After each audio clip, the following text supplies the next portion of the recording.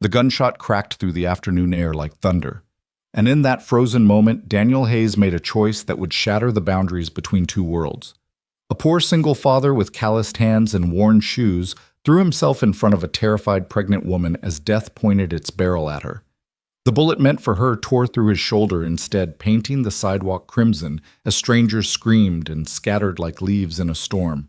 But the woman he saved wasn't just anyone. She was Sophia Lane, heir to a fortune, and her gratitude would transform everything Daniel thought he knew about sacrifice, destiny, and the true meaning of wealth.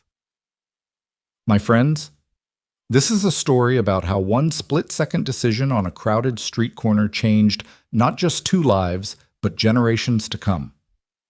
Follow me to the end of this incredible journey, and please comment below which city you're watching from. I'd love to know how far this story of courage has traveled. Daniel Hayes stood at the corner of Madison and Fifth, his weathered hands gripping a paper bag containing the last of his weekly groceries, a loaf of discount bread, peanut butter, 2 cans of soup, and a small carton of milk that would have to last until Friday. The September sun beat down mercilessly on the concrete jungle of downtown, making the asphalt shimmer like water. He checked his phone for the third time, 2:47 p.m. 13 minutes to get back to his apartment before Mrs. Chen, his elderly neighbor, had to leave for her doctor's appointment. She'd been watching Emma, his 7-year-old daughter, since noon, refusing to take a penny for her kindness. "You just focus on finding work, Daniel," she'd said that morning, her wrinkled face creasing into a smile. Little Emma is no trouble at all. But Daniel knew better. Emma hadn't been no trouble since her mother walked out 2 years ago, leaving nothing but a note that said, "I can't do this anymore." The little girl had nightmares, asked questions Daniel couldn't answer, and sometimes sat by the window for hours watching the street below, as if her mother might suddenly appear. The therapist at the free clinic said it was normal that children processed abandonment differently, but knowing that didn't make it easier when Emma woke up crying at 3 in the morning asking why mommy didn't love them anymore. The job interview at Morrison Construction had been his 5th this month. They'd looked at his resume, 10 years of experience as a carpenter, excellent references, a clean record, and then asked the question that always came, "Can you work overtime weekends?" "We need someone flexible." "I have a daughter," Daniel had answered honestly. "I can work any hours during the school day, and I can arrange childcare for some evenings, but we'll be in touch." They'd said the same words he'd heard from every potential employer. They never were in touch. As he waited for the crosswalk signal to change, Daniel noticed the woman standing beside him. She couldn't have been more than 25, with auburn hair pulled back in an elegant bun and a designer maternity dress that probably cost more than his monthly rent. Her hand rested protectively on her swollen belly, and she kept glancing at her phone with an expression of barely controlled anxiety. Everything about her screamed money, from the diamond earrings catching the sunlight to the leather handbag that bore some Italian name Daniel couldn't pronounce. She was everything he wasn't, everything he'd never be. Yet something in her eyes reminded him of Emma when she was scared of vulnerability that wealth couldn't shield. "Excuse me," she said, suddenly turning to him. Her voice was cultured, refined, but trembling slightly. "Do you know if there's a police station nearby?" Daniel shifted his grocery bag to his other arm. "About 3 blocks north." "Are you all right, miss?" She opened her mouth to answer, then closed it, her eyes darting over his shoulder. The color drained from her face so quickly that Daniel instinctively turned to look. A man in a black jacket was pushing through the crowd about 30 feet away, his right hand buried in his pocket. His eyes locked on the pregnant woman with an intensity that made Daniel's skin crawl. There was something predatory in his movement, something purposeful and wrong. "Miss," Daniel said quietly, his construction worker instincts for danger kicking in. "Do you know that man?" "Oh, God," she whispered, her hand flying to her belly. "Oh, God, he found me. I thought I'd lost him at the—" The man's hand emerged from his pocket, metal glinting in the afternoon sun. Time slowed to a crawl. Daniel saw the gun rise, saw the pregnant woman freeze like a deer in headlights, saw the gunman's finger tighten on the trigger. His grocery bag hit the ground, cans rolling across the sidewalk. His body moved before his mind could process the decision. Muscle memory from years of protecting Emma from falls, from sharp corners, from all the dangers a father's love could shield against. He slammed into the woman, wrapping his arms around her as he spun, putting his back to the gunman. The world exploded in sound and pain. The bullet punched through his shoulder blade like a sledgehammer wrapped in fire, the impact driving him forward. He heard screaming, maybe his, maybe hers, maybe the crowd's, as they tumbled to the concrete together, his body cushioning her fall, even as agony ripped through his nervous system. "Run," someone shouted. "Call 911. "He's got a gun."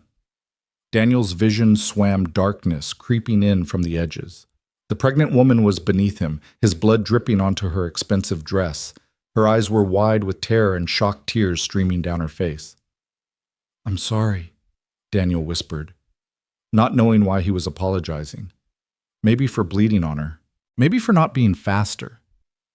His hand found hers squeezing weakly. "Your baby. Protect your baby. You saved me." She sobbed, cradling his head as sirens wailed in the distance. "You saved us both. Stay with me. Please, stay with me." But Daniel was already falling into darkness, his last coherent thought not of pain or death, but of Emma. Who would make her peanut butter sandwiches now? Who would check under her bed for monsters? Who would tell her that Daddy loved her more than all the stars in the sky? The ambulance arrived in a chaos of flashing lights and shouting paramedics. They worked on Daniel with practiced efficiency, cutting away his shirt, packing the wound-starting IVs. The pregnant woman refused to let go of his hand even as they loaded him onto the gurney. "Are you family?" a paramedic asked her. No, but..." "Then you need to step back, ma'am." "He saved my life," she screamed, her composure finally shattering completely. "That bullet was meant for me. I'm not leaving him."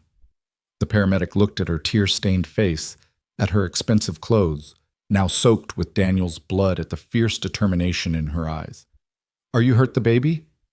"I'm fine. We're fine because of him. Please, I have to come with you." They let her ride in the ambulance. She held Daniel's hand as the vehicle screamed through traffic, whispering prayers she hadn't said since childhood. The paramedics worked around her, calling ahead to the hospital, speaking in medical codes that meant nothing and everything. GSW to the right shoulder through and through. Possible pneumothorax. Lost maybe a liter BP dropping. ETA 4 minutes. Daniel's eyes fluttered open for a moment, unfocused and glassy with shock. "Emma," he mumbled. "My daughter. Emma." "She'll be okay," the woman promised, though she had no idea who Emma was. "I'll make sure she's okay. What's your name?" "Daniel Hayes." "I'm Sophia," she said, squeezing his hand tighter. "Sophia Lane, you're going to be okay, Daniel. You have to be okay." But his eyes had already closed again, and the heart monitor's beeping grew more erratic. At St. Mary's Hospital, they rushed Daniel straight into surgery. Sophia was left in the waiting room, her designer dress stiff with drying blood, her hands shaking as she filled out what little information she knew about the man who'd saved her life. The police arrived within minutes, notebooks ready, questions rapid fire. "Miss Lane, can you describe the shooter?" "White male, about 35, brown hair, black jacket. I've seen him before. He's been following me for 3 days." "Do you know why someone would want to hurt you?" Sophia's hand went to her belly. "Because of who my father is. Because of what I inherit. Because..." She broke down sobbing. "That man Daniel, he doesn't even know me. He had groceries, cheap groceries like he was counting every penny, and he threw himself in front of a bullet for a complete stranger." Detective Morrison, a woman with kind eyes and gray-streaked hair, sat beside her. "We've run Mr. Hayes' information. Single father, unemployed carpenter, lives in public housing on the east side. His daughter is 7. "Oh, God," Sophia whispered. "She's just a child. Where is she now?" "A neighbor has been contacted. Mrs. Chen, elderly woman, says she watches the girl often. She's asking about her father." Sophia stood abruptly, swaying slightly as a wave of dizziness hit her. "I need to see her. The little girl, Emma. I need to tell her..." "Miss Lane, you should rest. You've been through a trauma. The child's father is in surgery because of me." Sophia's voice cracked with emotion. "The least I can do is make sure she's not alone and terrified. Please, Detective Morrison. If it were your child, wouldn't you want someone to be there? The detective studied her for a long moment, taking in the blood-stained dress, the trembling hands, the fierce determination burning through the shock. I'll drive you myself, but first you need to be examined. You're pregnant and falls can be dangerous. The examination was quick. Baby's heartbeat strong, no signs of distress, some bruising where Daniel had grabbed her to shield her, but nothing serious. The doctor, an older man with gentle hands, shook his head in amazement. Mr. Hayes positioned himself perfectly to protect you. The way you fell, the way he cushioned you, it's like he knew exactly how to keep you and the baby safe. You're very lucky. He's the one with a bullet hole in his shoulder, Sophia said bitterly. How is that lucky? Because you're both alive, the doctor replied simply. In my 20 years of emergency medicine, I've seen too many situations where everyone loses. This time there's hope. Detective Morrison drove her to Daniel's apartment building, a rundown complex that made Sophia's stomach clench with guilt. The hallways smelled of old cooking and despair, the walls were tagged with graffiti, and half the lights were burned out. This was where the man who'd saved her life lived. This was the world he navigated every day with his daughter. Mrs. Chen answered the door on the second knock, a tiny Chinese woman with steel gray hair and eyes that had seen everything. Behind her, a little girl with Daniel's dark hair and serious eyes peered out anxiously. You're the woman from the news, Mrs. Chen said, not a question but a statement. They're already showing it on TV. Is Daniel? He's in surgery, Sophia said, her eyes locked on Emma. The little girl was clutching a worn teddy bear, her face pale with fear. He's strong. The doctors are doing everything they can. Are you the lady my daddy saved? Emma asked in a small voice. Sophia knelt down, her expensive dress pooling on the stained hallway carpet. Yes, sweetheart, I am. Your daddy is the bravest man I've ever met. He's always brave, Emma said solemnly. He checks under my bed for monsters every night, even when he's really tired. Is he going to come home? The question shattered Sophia's composure. She pulled the little girl into a hug, feeling the child's thin shoulders shake with suppressed sobs. We're going to do everything we can to bring him home, Emma. Everything. And until he's better, I'm going to make sure you're okay. Is that all right? Emma pulled back slightly, studying Sophia's face with eyes too old for 7. Daddy says we shouldn't take charity. We make our own way. This isn't charity, Sophia said firmly. Your daddy gave me and my baby the most precious gift anyone could give our lives. I'm just trying to say thank you. Will you let me try? Emma looked at Mrs. Chen, who nodded encouragingly. Okay, the little girl whispered. But Daddy won't like it. He's proud. I know, Sophia said, standing and taking Emma's small hand in hers. But sometimes being proud means letting people help when you've helped them. Come on, let's go back to the hospital. Your daddy will want to see you when he wakes up. The surgery took 4 hours. 4 hours of Sophia pacing the waiting room with Emma curled up in a chair beside her, the teddy bear clutched tight. 4 hours of Mrs. Chen knitting in the corner, her needles clicking rhythmically like a meditation. 4 hours of news vans gathering outside of reporters trying to get statements of Sophia's phone ringing incessantly with calls from her father's security team, his lawyers, his personal assistant. She ignored them all. Her world had narrowed to this waiting room, this child, this moment. When the surgeon finally emerged, still in his scrubs with fatigue etched into every line of his face, Sophia and Emma both jumped to their feet.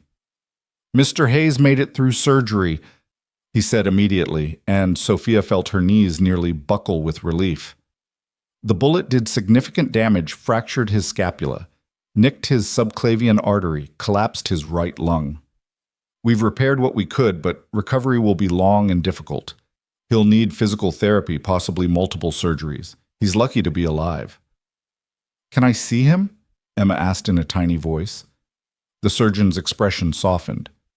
He's still unconscious, sweetheart, but yes, sometimes hearing familiar voices helps. Just for a few minutes, though. They were led to the ICU, where Daniel lay surrounded by machines that beeped and hummed. He looked smaller, somehow, diminished, his face pale against the white pillows. Emma climbed carefully onto the chair beside his bed, her little hand finding his larger one. Hi, Daddy, she whispered. The pretty lady says you were brave. But I already knew that. You're always brave. Mrs. Chen is here too. She made you cookies for when you wake up, the ones with chocolate chips that you pretend you don't like but always eat anyway. Sophia stood at the foot of the bed, tears streaming down her face. This man, this stranger, had given up everything for her. His health, possibly his ability to work, maybe even his life, all for a woman he'd never met. "Mr. Hayes," she said quietly. "Daniel, I don't know if you can hear me, but I need you to know something. What you did today, I'll never be able to repay it. But I'm going to try. Your daughter needs you, and I'm going to make sure you both have everything you need to get through this. I promise you that." Daniel's fingers twitched slightly in Emma's grip, though his eyes remained closed. "He squeezed my hand," Emma exclaimed. "Daddy, can you hear me?" But there was no other response, just the steady beep of the heart monitor and the whisper of the ventilator. Over the next 3 days, Sophia barely left the hospital.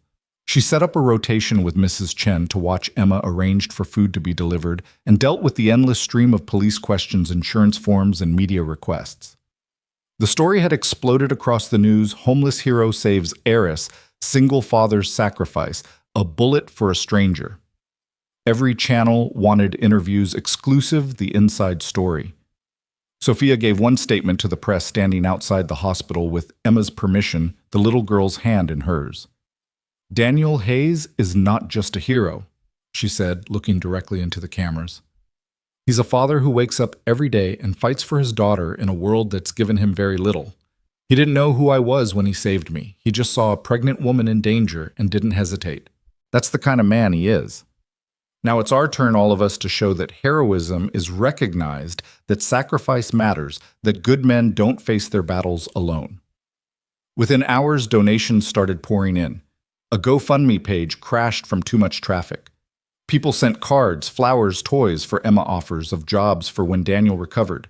The overwhelming response seemed to bewilder Emma, who was used to a world where they had to count every penny.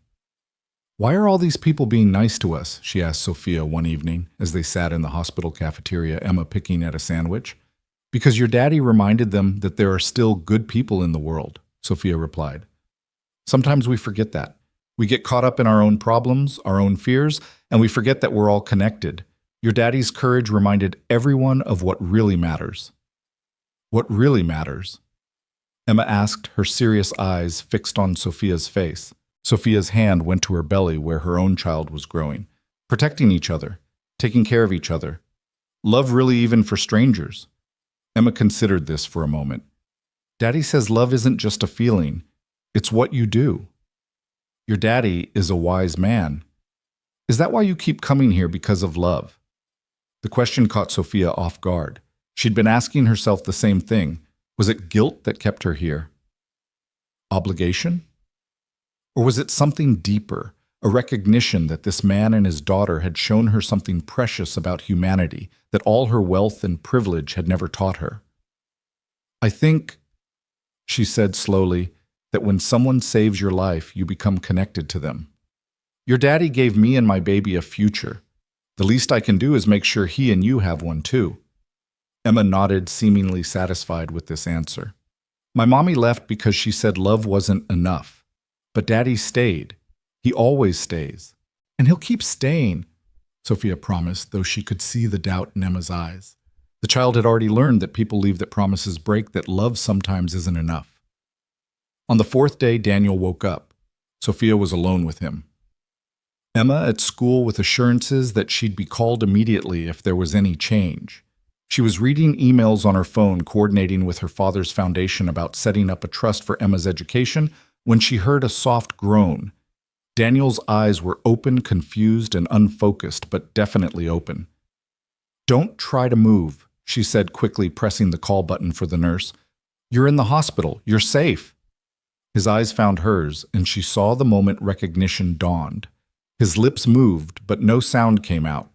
She grabbed the cup of ice chips the nurses had left, spooning a few into his mouth. "Emma," he whispered, his voice like sandpaper. "She's perfect. She's at school, Mrs. Chen has been helping, and I've been making sure she's okay." Daniel's eyes studied her, taking in the designer clothes, the expensive jewelry, the whole package that screamed money. You're the woman, the woman you saved. Yes, I'm Sophia Lane. Lane. His eyes widened slightly. Lane Industries. Harrison Lane's daughter. That's not important right now. We can't accept. He tried to sit up, gasping as pain shot through his shoulder. Stop, Sophia said firmly, gently pressing him back. Please, just stop. You saved my life, my baby's life. Do you understand what that means? My father is Harrison Lane, yes, which means someone wanted me dead for money, for revenge, for who knows what reason. And you, a complete stranger, took a bullet for me. So please don't talk to me about what you can or can't accept. Daniel was quiet for a long moment, his eyes never leaving her face. Is he the shooter? In custody. He was hired, we think, by someone who stands to gain from my death. The investigation is ongoing, but you're safe. Emma's safe. Their security now discreet, but there. I can't afford security. You're not paying for it. My father is. And before you argue, consider this: the man who tried to kill me knows you stopped him. That makes you and Emma potential targets. This isn't charity, Mr. Hayes. It's responsibility. Daniel closed his eyes, and for a moment Sophia thought he'd fallen back asleep. Then he spoke so quietly she had to lean forward to hear him. I didn't even think. I just saw the gun saw you freeze and my body moved, like when Emma was 2 and ran toward the street. You don't think, you just move. That's what makes it heroic, Sophia said softly. The fact that you didn't think, you just acted to protect someone who needed protecting. I'm not a hero. I'm just a father who can't even find a job. You're a father who taught his daughter that love is what you do, not just what you feel. She told me that. 7 years old, and she already knows the most important truth in the world because you taught her. Daniel's eyes opened again, and this time they were clearer, more focused. You've been talking to Emma. Every day. She's remarkable, Mr. Hayes, brave and wise and kind, just like her father. Her mother, Emma, told me. I'm sorry. Don't be. We're better off. I mean, Emma deserves better than a mother who could just walk away, but it still hurts her. She still asks why. What do you tell her? Daniel was quiet for so long that Sophia thought he wouldn't answer. Then, I tell her that sometimes people are broken in ways that love can't fix. That it wasn't about her, wasn't her fault, but I don't think she believes me. She will. When she's older, she'll understand. And she'll know that she had one parent who stayed, who fought for her, who threw himself in front of a bullet for a stranger, because that's who he is. A knock at the door interrupted them. A doctor entered, followed by a man Sophia recognized as her father's personal physician, Dr. Marcus Webb. Miss Lane, your father insisted I consult on Mr. Hayes's case. Dr. Webb said, his tone professional but warm. I've reviewed his charts. With your permission, Mr. Hayes, I'd like to discuss your treatment plan. Daniel looked between them, clearly overwhelmed. I can't afford. Mr. Hayes, Dr. Webb interrupted gently. You saved Harrison Lane's daughter and grandchild. Your medical expenses are covered completely, including rehabilitation and any subsequent surgeries. Mr. Lane was quite insistent on that point. Additionally, he continued, pulling up a chair, we've consulted with the best orthopedic surgeons in the country. Your shoulder will require at least 2 more surgeries for full reconstruction, followed by 6 months of intensive physical therapy. But we believe you can regain full function. Will I be able to work? Daniel asked, and Sophia heard the desperate hope in his voice. I'm a carpenter. I need my arms, my strength. With proper treatment and rehabilitation, yes. It will take time, possibly a year, but yes. Daniel's eyes closed, and Sophia saw tears leak from beneath his lids. A year without work. A year of relying on others. For a man who'd fought so hard to be independent, it must feel like a life sentence. Mr. Hayes, Sophia said quietly, I know what you're thinking, but you're not going to go through this alone. I've already arranged. No. His eyes opened fierce despite the pain medication. No charity. I won't have Emma growing up thinking, well, thinking what? That when her father saved 2 lives, those lives were grateful. that heroism is recognized and rewarded, that good deeds create ripples of good in return. Sophia's voice rose slightly, frustration creeping in. Your pride is admirable, Mr. Hayes, but right now it's also stupid. The room went silent. Dr. Webb cleared his throat uncomfortably and excused himself, saying he'd return later to discuss specifics. Daniel stared at Sophia and she stared back, refusing to back down. You don't understand, he finally said. I've been on my own since I was 16. Foster care before that. I've never had anyone to rely on, never had backup. Everything Emma has, everything she is, I built with these hands. He raised his left hand, slightly grimacing at the movement. Taking help. It feels like failure. No, Sophia said firmly. Refusing help when your daughter needs you to heal, that would be failure. I'm not offering charity, Mr. Hayes. I'm offering partnership. You saved my child's life before they were even born. Let me help save your daughter's future. Partnership. I run my father's charitable foundation. We fund educational programs, job training, community development. I want to create a scholarship program, the Daniel Hayes Fund, for single parents in education. You'd be our first recipient, but not our last. You could go back to school, get your contractor's license, start your own business, and when you're successful, which you will be, you'll help fund the next parent who needs a chance. Daniel was quiet, processing. You don't need to create a whole program just for, I'm creating it because you showed me something I'd forgotten living in my bubble of privilege. There are thousands of parents like you, Mr. Hayes. Good people, hard workers held back by circumstances beyond their control. One medical bill, one car breakdown, one lost job away from disaster. Your sacrifice reminded me why my family has money to make a difference. Before Daniel could respond, the door burst open and Emma ran in, still in her school uniform, Mrs. Chen hurrying behind her. Daddy! Emma threw herself at the bed, stopping just short of jumping on him. You're awake. I drew you pictures, and Ms. Johnson says you're a hero, and Bobby Martinez says his dad saw you on TV, and... Slow down, baby girl, Daniel said, his good arm reaching out to pull her close. I'm okay. Everything's okay.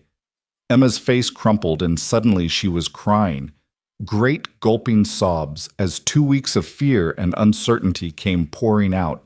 I thought you were going to die like Mommy left and I'd be all alone and...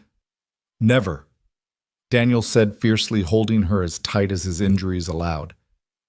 You hear me, Emma Marie Hayes? I will never leave you. Never. I'll fight through anything to stay with you. Sophia stepped back, giving them space, but Emma looked up and held out her free hand to her. Sophia stayed, she told her father. Even when the doctor said you might not wake up, she stayed. Daniel looked at Sophia over his daughter's head, and she saw something shift in his expression. The walls he'd built, the pride that kept him isolated, she saw them crack just a little. Thank you, he said simply. No, Sophia replied, her hand on her belly. Thank you. The next weeks blurred together in a symphony of small victories and setbacks. Daniel's first surgery to repair additional ligament damage. Emma's birthday celebrated in the hospital cafeteria with a cake Sophia had specially made. The news coverage dying down, replaced by other tragedies, other heroes. The quiet moments when Sophia would sit with Daniel during his physical therapy, watching him grit his teeth through the pain, determined to regain function. Why do you keep coming? He asked one afternoon after a particularly brutal session that left him gray-faced and sweating. You have your own life, your own baby to prepare for. Sophia considered the question. She'd been asking herself the same thing. Her father thought she was traumatized, fixated on Daniel because of survivor's guilt. Her therapist suggested she was sublimating her fear about the assassination attempt into a need to control Daniel's recovery. Her friends thought she was either crazy or playing out some romance novel fantasy, but the truth was simpler and more complex than any of that. Because you saw me, she said finally, not Sophia Lane heiress, not Harrison Lane's daughter, not a bank account or a news story. You just saw a scared pregnant woman who needed help. Do you know how rare that is in my world, to be seen as just human? Daniel shifted uncomfortably in his wheelchair. They were in the hospital garden, autumn sun filtering through the leaves. Emma was at school, and for once they were alone without nurses or doctors or Mrs. Chen's watchful presence. That's not, and because Emma needs to see that good deeds matter, that when someone does something extraordinary, the world responds. She's been let down by so many people already. She needs to believe in goodness. She believes in you, Daniel said quietly. She talks about you constantly. Sophia said this, Sophia thinks that. You've become her hero. Her father is her hero. I'm just a friend. Are you? Daniel's dark eyes studied her intently. A friend? The question hung between them, loaded with implications neither was ready to explore. Sophia was still dealing with the trauma of the assassination attempt, still trying to figure out who wanted her dead and why. Daniel was focused on healing, on providing for Emma, on maintaining his dignity in a situation that stripped it away daily. But there was something there, a connection forged in blood and sacrifice that went beyond gratitude or obligation. I'd like to be, Sophia said carefully, if you'll let me. Daniel was quiet for a long moment, watching the leaves fall. I don't know how to be friends with someone like you. We're from different worlds. No, Sophia said firmly. We're from the same world. The one where parents will do anything for their children. The one where courage matters more than money. The one where a 7-year-old girl can lose her mother and still believe in love because her father teaches her every day what it looks like. Daniel's jaw tightened and she saw him blink rapidly. You make me sound better than I am. I make you sound exactly as you are. You just can't see it because you're too busy surviving to realize you're extraordinary. Before Daniel could respond to Sophia's words about him being extraordinary, his physical therapist arrived, wheeling him back inside for another grueling session. But her words echoed in his mind as he struggled through the exercises, as his shoulder screamed in protest, as sweat dripped down his face despite the pain medication that never quite dulled everything. The assassination attempt had changed everything yet in the quiet moments between treatments. Between Emma's visits, between Sophia's unexpected presence in their lives, Daniel found himself grappling with more than just physical recovery. He was confronting the walls he'd built around his heart, walls that had kept him and Emma safe, but also isolated walls that Sophia seemed to walk through as if they were made of mist. 3 weeks into his recovery, Detective Morrison arrived with news that shifted everything again. She found Daniel in his room, Sophia beside him going through job training programs on her tablet, while Emma did homework in the corner. We've made an arrest, Morrison said without preamble. Not just the shooter, the person who hired him. Sophia's face went pale. Who? Your stepbrother, Ms. Lane, Marcus Webb. The tablet slipped from Sophia's nerveless fingers, clattering on the floor. Marcus, but he's family. My father remarried when I was 12, Marcus was 15. We grew up together. He's also deeply in debt, Morrison continued grimly. Gambling debts to some very dangerous people. Your father's will leaves everything to you and your child.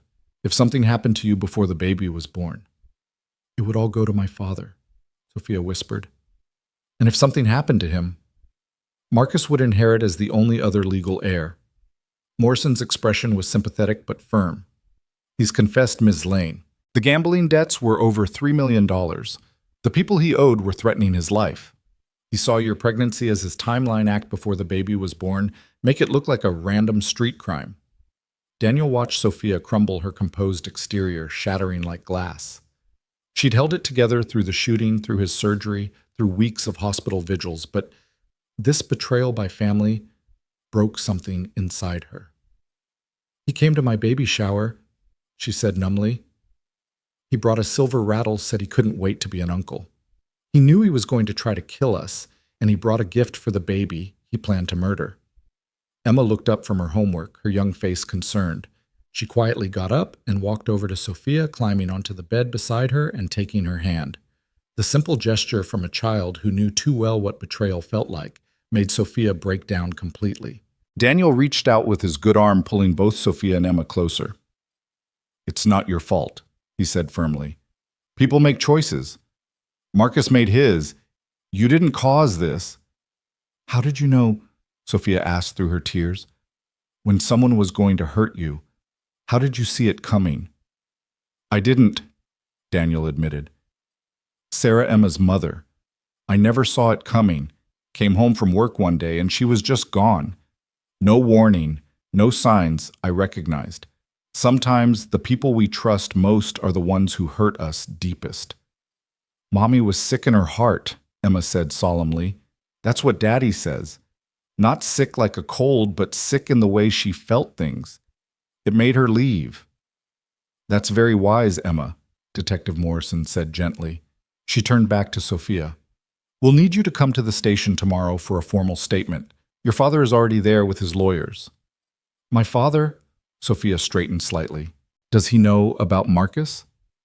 He's the one who found the financial records that led us to him. Your father's suspected family was involved and hired private investigators. I'm sorry, Ms. Lane. I know this is difficult. After Morrison left the room, fell into heavy silence. Daniel could feel Sophia trembling beside him, could see Emma watching them both with those two knowing eyes. You need to go home, he said gently to Sophia. Talk to your father. Deal with this. I can't, Sophia whispered. That house, knowing Marcus was there planning, I can't go back there. Then stay, Emma said simply. Daddy and I don't have much room, but when we get out of here, you can stay with us. Right, Daddy? Daniel's heart clenched at his daughter's innocent offer. Their apartment was barely big enough for the two of them in a building Sophia wouldn't normally even drive through. But Emma was right.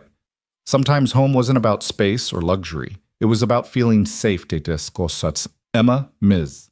Lane has her own home. No, Sophia interrupted. Emma's right. Home is where people don't try to kill you for money, where little girls do their homework while their fathers fight through pain, where neighbors like Mrs. Chen bring cookies and gossip and never ask for anything in return. She looked at Daniel, her eyes still wet with tears but fierce with determination. If the offer stands, I'd like to stay close. Not in your apartment, I'll find my own place nearby, somewhere I can start over, somewhere my baby can grow up knowing what real courage looks like. Daniel wanted to protest, to point out the obvious problems with a billionaire's daughter moving to the east side, but something in Sophia's expression stopped him. She'd lost her family today, discovered that blood meant nothing when money was involved. She needed something real to hold on to. There's a unit available in our building, he heard himself saying. 2 bedrooms. The Johnsons just moved out. It's nothing like what you're used to. Good, Sophia said firmly. What I'm used to almost got me killed. Over the next week, Sophia threw herself into transformation with the same intensity she'd once applied to charity galas and board meetings. She hired movers to pack up her penthouse, put most of her belongings in storage, and kept only what she needed. She met with lawyers to restructure her inheritance, creating trusts and foundations that Marcus could never have touched. She visited Daniel every day, but now there was a different energy to her presence, not the desperate gratitude of a saved victim, but the determined rebuilding of a survivor. You're running, Daniel said one afternoon, watching her direct furniture delivery to her new apartment via video call on her phone. You don't have to live like us to prove something. I'm not running, Sophia corrected, wincing as she watched the mover struggle with a crib up the narrow stairs. I'm choosing. For the first time in my life, I'm choosing based on what I want, not what's expected. Do you know what it's like to have every decision made for you? What school to attend, who to date, where to live, what charity to support. Even this baby. She touched her belly. The father was someone my dad approved of. Investment banker, good family, perfect on paper. When I told him I was pregnant, he offered to pay for it to go away because a baby would interfere with his promotion timeline. Daniel's jaw tightened. Where is he now? London. We ended things months ago. He doesn't even know someone tried to kill me. Probably wouldn't care if he did one less complication. She smiled bitterly. Marcus wasn't the only one who saw me as a bank account. He was just the only one willing to kill for it. That's not true, Daniel said quietly. Emma doesn't see you that way. Mrs. Chen doesn't. I don't. No, Sophia agreed, her expression softening. You saw a pregnant woman who needed help. That's all. That's everything. Daniel's second surgery was scheduled for the following Monday. The surgeon, Dr. Webb, explained it would be more complex than the first, requiring grafts to repair tendon damage. Recovery would be longer, more painful. Emma clung to him the night before, afraid to let go. What if something goes wrong? She whispered into his chest. What if you don't wake up like last time? I'll wake up, Daniel promised, stroking her hair. I've got too much to wake up for. You for starters. Mrs. Chen's cookies, seeing you graduate from second grade next month. And Sophia? Emma asked innocently. Will you wake up for her too? Daniel's hand stilled. Emma. She likes you, Daddy. Not like the nurses who think you're handsome. She likes you like you're important. We're friends, baby girl. She's grateful because... No, Emma interrupted with the startling clarity children sometimes possessed. She looks at you the way you used to look at Mommy before Mommy got sick in her heart, like you're worth looking at. Daniel didn't know how to respond to that.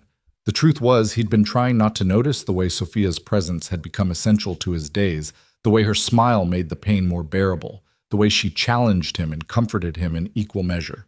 She was carrying another man's child, dealing with family betrayal, living in a world so far removed from his own that they might as well be from different planets. Whatever Emma thought she saw was impossible. But that night, as he lay in his hospital bed, unable to sleep before surgery, Sophia appeared in his doorway. She was wearing jeans and a sweater instead of her usual designer clothes, her hair pulled back in a simple ponytail, her face free of makeup. She looked younger, vulnerable, real. Can't sleep either, she asked softly. Pre-surgery jitters, he admitted. The baby's doing gymnastics. She moved into the room, settling into the chair beside his bed. Plus, I needed to tell you something, in case nothing's going to go wrong tomorrow. I know, but still. She took a breath. My father came to see me today. He offered to buy me a house anywhere I wanted, higher security, make sure I never had to worry about anything again. He meant well. He always means well. But all I could think was that I'd rather be in that tiny apartment next to yours, where Emma does homework at your kitchen table and Mrs. Chen complains about the stairs, than in any mansion he could buy.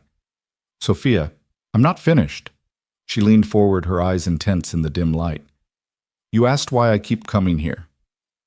The truth is, I've been trying to figure that out myself. It started as guilt, then gratitude, then friendship. But somewhere along the way, it became something else. You and Emma, you've shown me what courage really looks like. Not grand gestures or dramatic sacrifices, but getting up every day and choosing to keep going, to keep loving, even when the world gives you every reason to stop. Daniel's heart was racing, the monitors betraying his agitation. You're emotional. The pregnancy, the trauma, Marcus. Don't, Sophia said sharply. Don't dismiss what I'm feeling. I've had people manage my emotions my whole life. I know what I feel, Daniel. I'm falling in love with you, with your strength, your pride, your frustrating stubbornness, with the way you read Emma the same story 3 times when she can't sleep, with the way you fight through pain without complaining, with the man who saw a stranger in danger and didn't hesitate.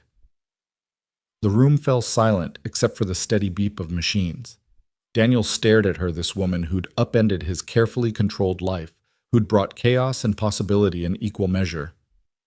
I'm nobody, he said finally. A broke single father who can't even work. I'm the woman whose life you saved, the woman who watches you with your daughter and sees what kind of man you really are. The woman who's choosing to raise her child in a tiny apartment in a rough neighborhood because that's where real love lives. She stood leaning over to kiss his forehead gently. You don't have to say anything, just survive tomorrow. Wake up. That's all I need. She left before he could respond, leaving him alone with the thundering of his heart and the impossible hope blooming in his chest. The surgery was longer than expected. Complications arose, scar tissue from the bullet wound, unexpected nerve involvement. Emma sat in the waiting room with Sophia and Mrs. Chen doing her homework with determined focus, as if normal activities could guarantee normal outcomes. He's strong, Mrs. Chen said for the 10th time, her knitting needles clicking rhythmically. Strongest man I know. I know, Sophia replied, her hand on her belly where her baby kicked restlessly. But strong people break too. Not Daniel, Emma said firmly, not looking up from her math worksheet. Daddy bends, but he doesn't break. He told me that. Like the buildings he used to build, they sway in earthquakes, but they don't fall down. 7 hours. 7 hours of surgery, of waiting, of Emma's quiet faith and Sophia's silent prayers, and Mrs. Chen's endless knitting. When Dr. Webb finally emerged exhausted but smiling, they all stood as one. "He did beautifully," the doctor said immediately. "We were able to repair more damage than anticipated. The nerve involvement was tricky, but we believe we've restored full function. Recovery will be long, but his prognosis is excellent." Emma burst into tears of relief, throwing herself into Sophia's arms. Mrs. Chen muttered prayers in Mandarin, her weathered hands clasped together. Sophia held Emma tight, her own tears falling freely. "Can we see him?" Emma asked. "He'll be unconscious for several hours, but yes, briefly." In recovery, Daniel looked even more vulnerable than before, his shoulder, completely immobilized, tubes and wires everywhere. Emma climbed carefully onto the bed beside him, whispering about her math test and the new boy in class who ate paste. Sophia stood back watching them, her heart so full it hurt. "He loves you, you know," Mrs. Chen said quietly beside her. "He just doesn't know how to love someone who doesn't need him." "Everyone needs love," Sophia replied. "Yes, but Daniel needs to be needed. It's how he shows love, by being necessary. You have to teach him that wanting someone is just as important as needing them." The old woman's wisdom hit deep, and Sophia found herself thinking about it over the next weeks as Daniel recovered. He was frustrated by his limitations, angry at his dependence, pushing himself too hard in physical therapy. He was pulling away from her, rebuilding the walls she'd thought were coming down. "You should find a better place," he said one afternoon, 2 weeks post-surgery. "This neighborhood isn't safe for you and the baby." "We've been fine," Sophia countered. She was 8 months pregnant now, moving slower but still coming to every therapy session. "Emma walks me home from the bus stop every day. Mrs. Chen teaches me to cook.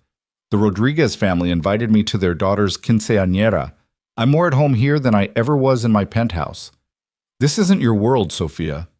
"No, then what is my world? The one where my stepbrother tried to murder me, where my ex-boyfriend saw our child as an inconvenience, where people smile at my face while calculating my net worth."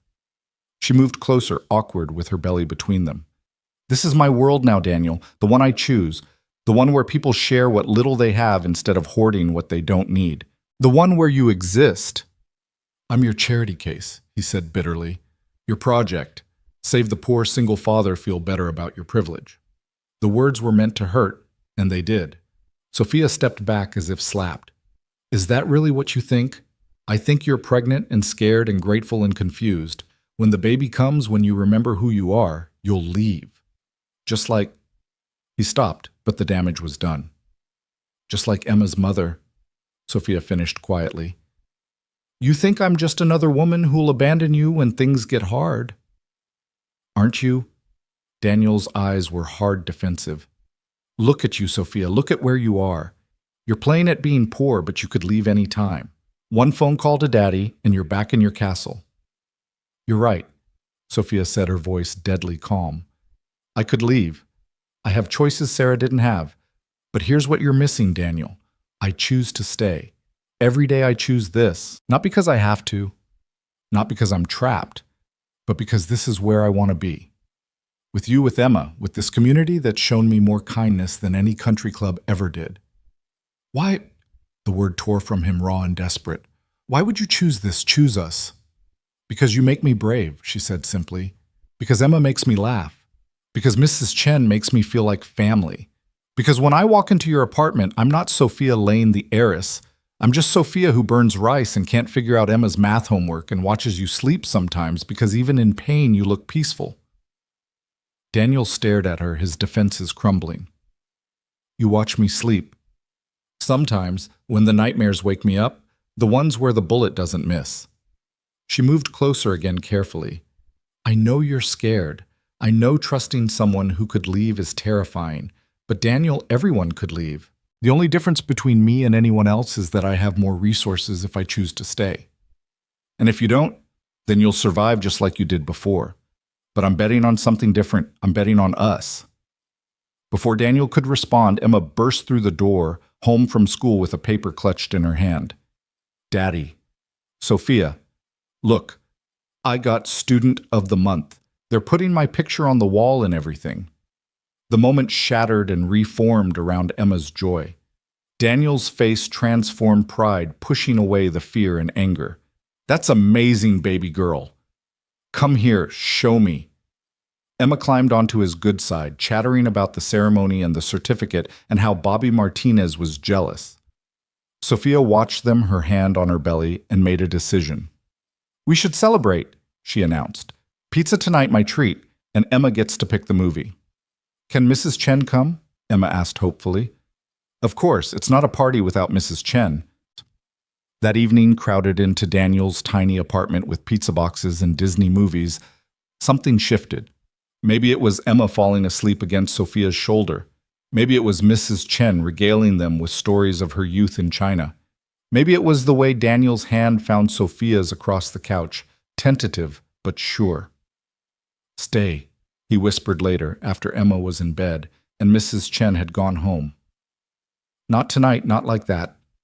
But stay. In our lives, in this messy, complicated, impossible thing we're building. I was never planning to leave, Sophia whispered back. 3 weeks later, Sophia's water broke in the middle of Emma's dance recital. She tried to hide it at first, not wanting to disrupt Emma's big moment, but Daniel noticed her grip tightening on his good hand, saw the way she was breathing carefully through her nose. Hospital, he whispered. After Emma's solo, now. They slipped out as quietly as possible, but Emma saw them leaving from the stage. Instead of being upset, she grinned and gave them a thumbs up, continuing her dance with even more enthusiasm. She knows, Sophia gasped through a contraction. She's been watching you like a hawk for days. Kids got instincts. Daniel was already calling Mrs. Chen, arranging for her to pick up Emma after the recital. The labor was quick, almost too quick. They barely made it to the hospital before Sophia was fully dilated, crushing Daniel's hand through contractions that came fast and hard. I'm scared, she admitted between pains. What if I'm like my stepmother? What if I can't love this baby because of how it was conceived?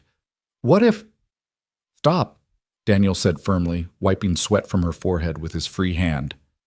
You already love this baby. I've watched you talk to them, sing to them, protect them. You're going to be an amazing mother.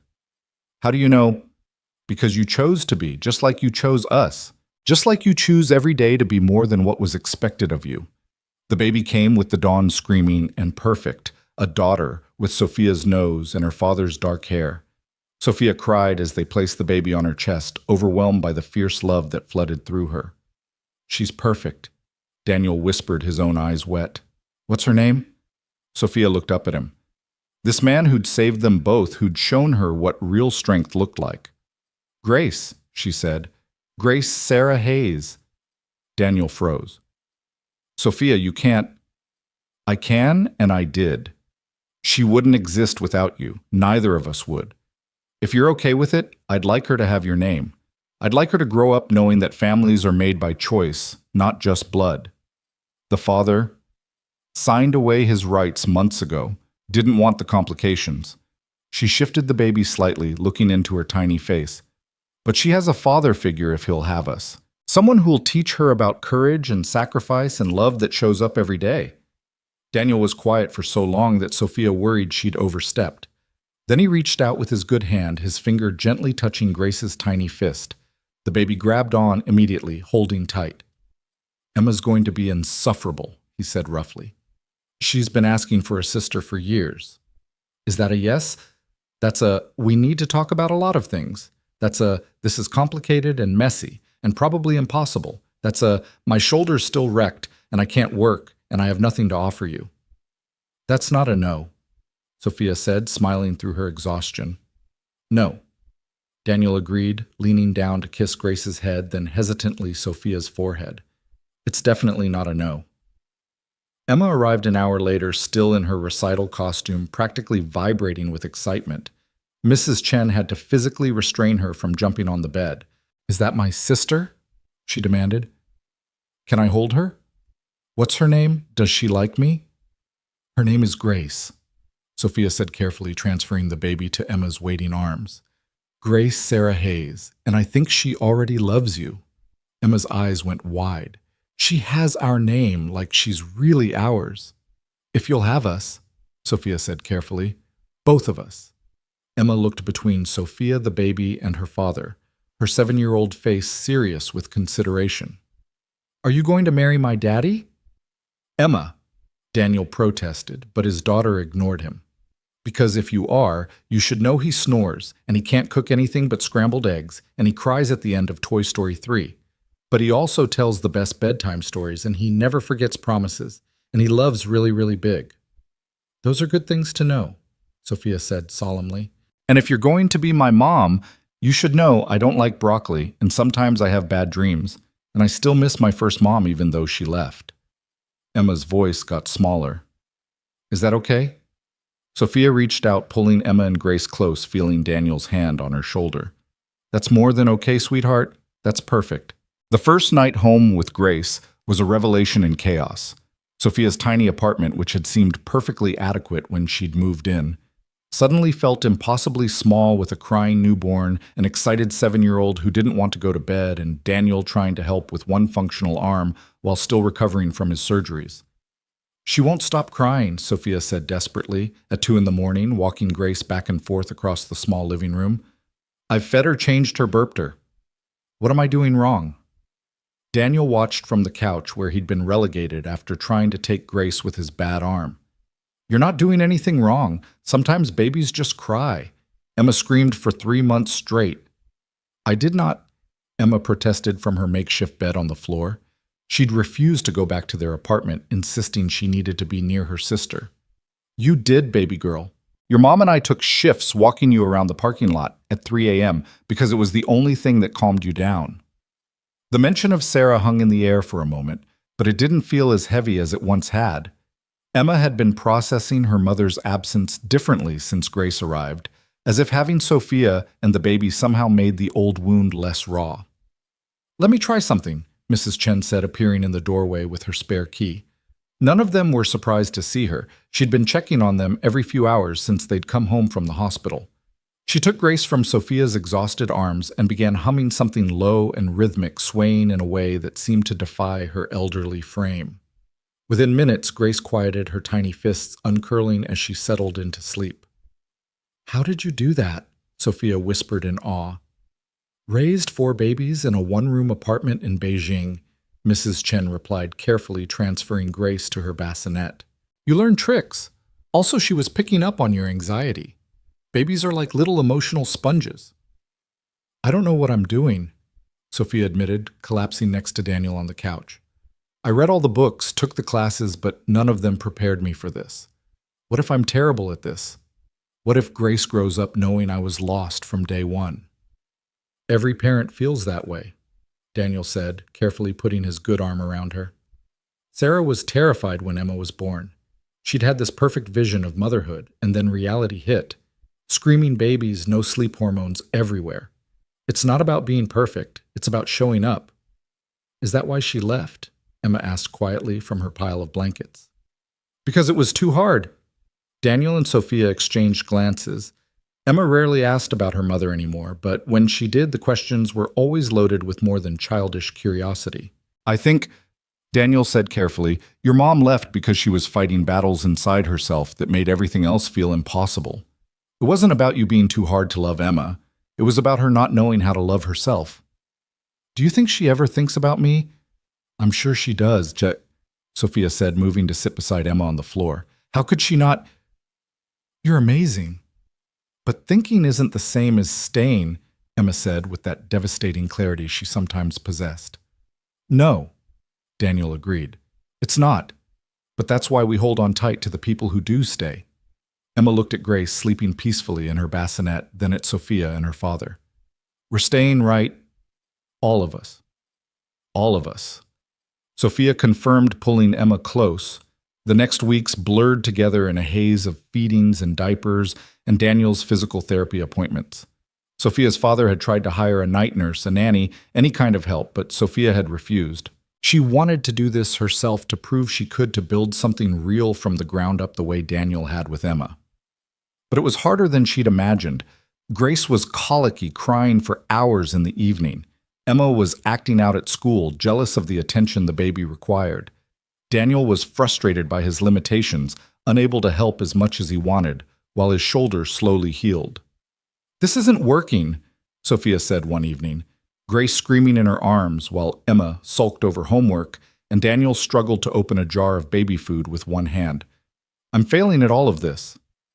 You're not failing, Daniel said, finally getting the jar open. You're learning. There's a difference. I should have stayed in my world, Sophia said bitterly. Hired help made it easy. What was I trying to prove? That you're more than your money, Emma said suddenly, looking up from her math worksheet. That's what Daddy said. He said you wanted to prove you could be a real mom without all the fancy stuff. I said that. Daniel looked embarrassed. To Mrs. Chen, I heard you talking. Emma came over to Sophia, gently touching Grace's red face. You know what helps singing, not lullabies, but regular songs. Mom used to sing pop songs to me when I was crying. Dad said it was weird, but it worked. Sophia looked at this little girl who'd lost so much but kept offering love, kept trying to help. What should I sing? Something you like. Something that makes you happy. So Sophia started singing some half-remembered pop song from college badly and off-key.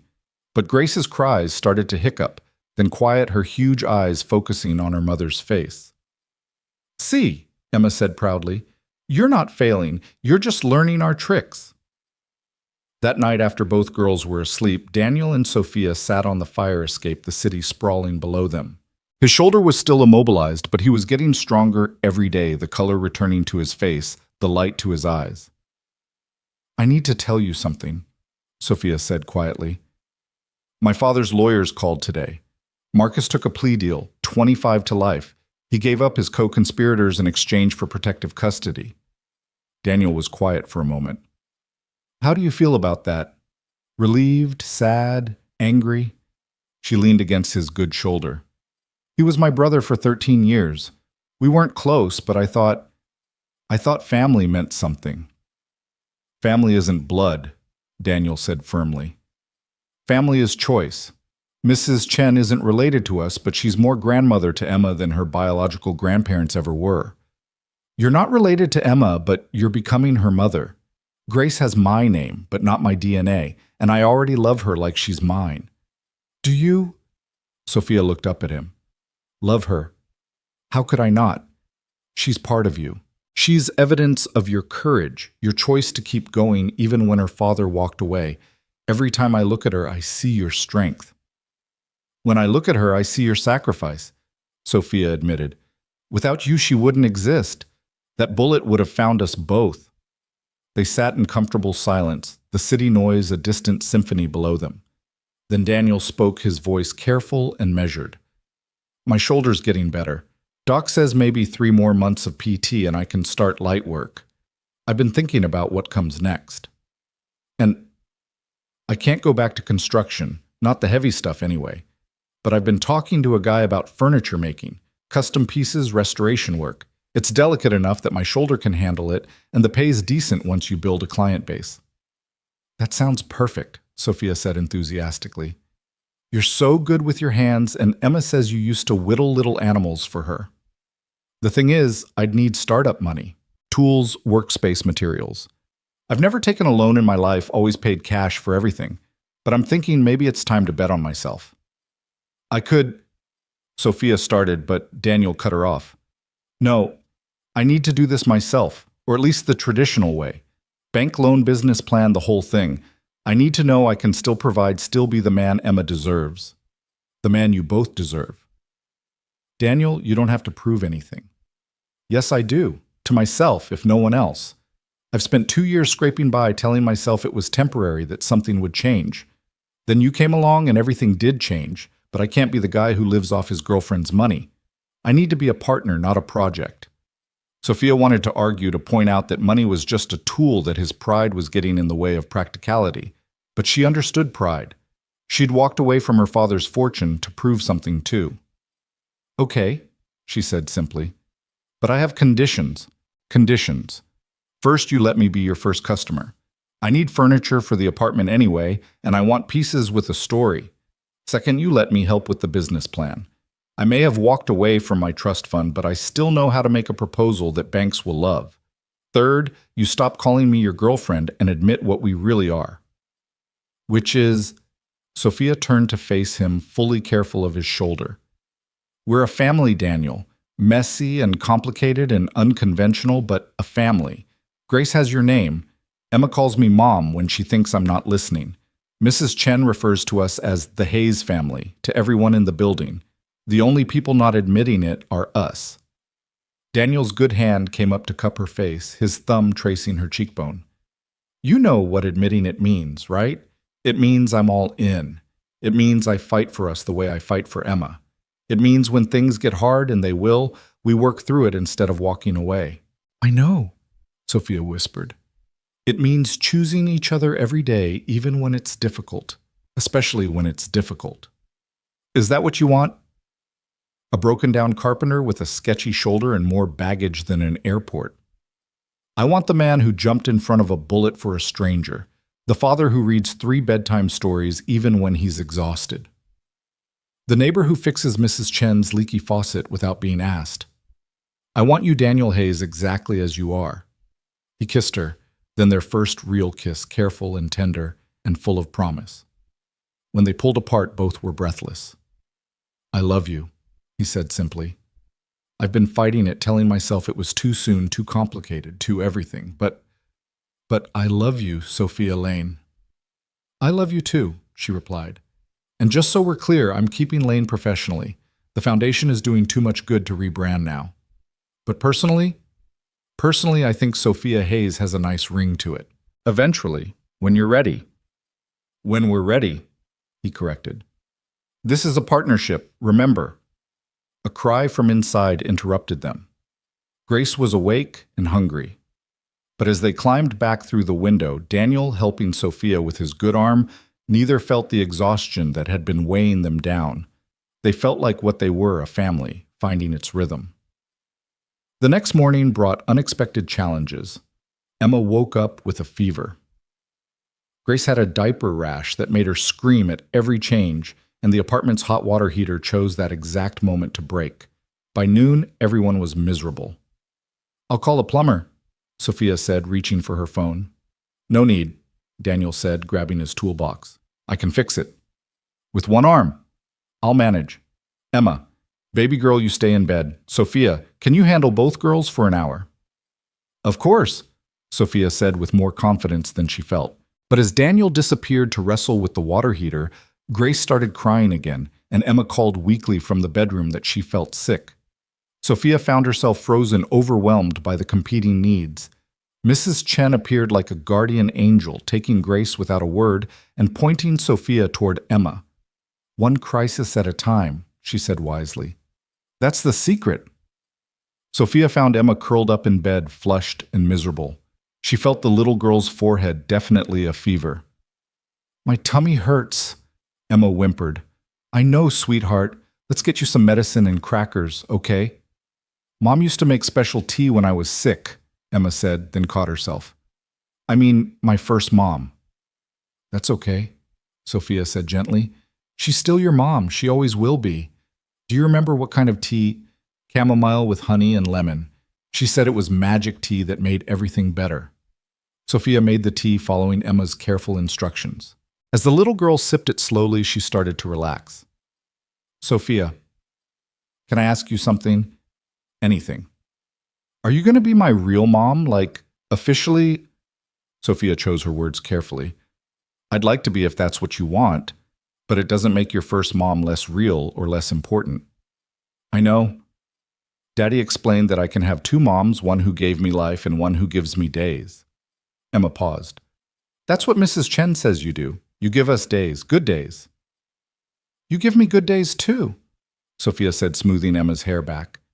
Before you and your dad, my days were just empty, full of stuff but empty of meaning. That's sad. It was, but not anymore.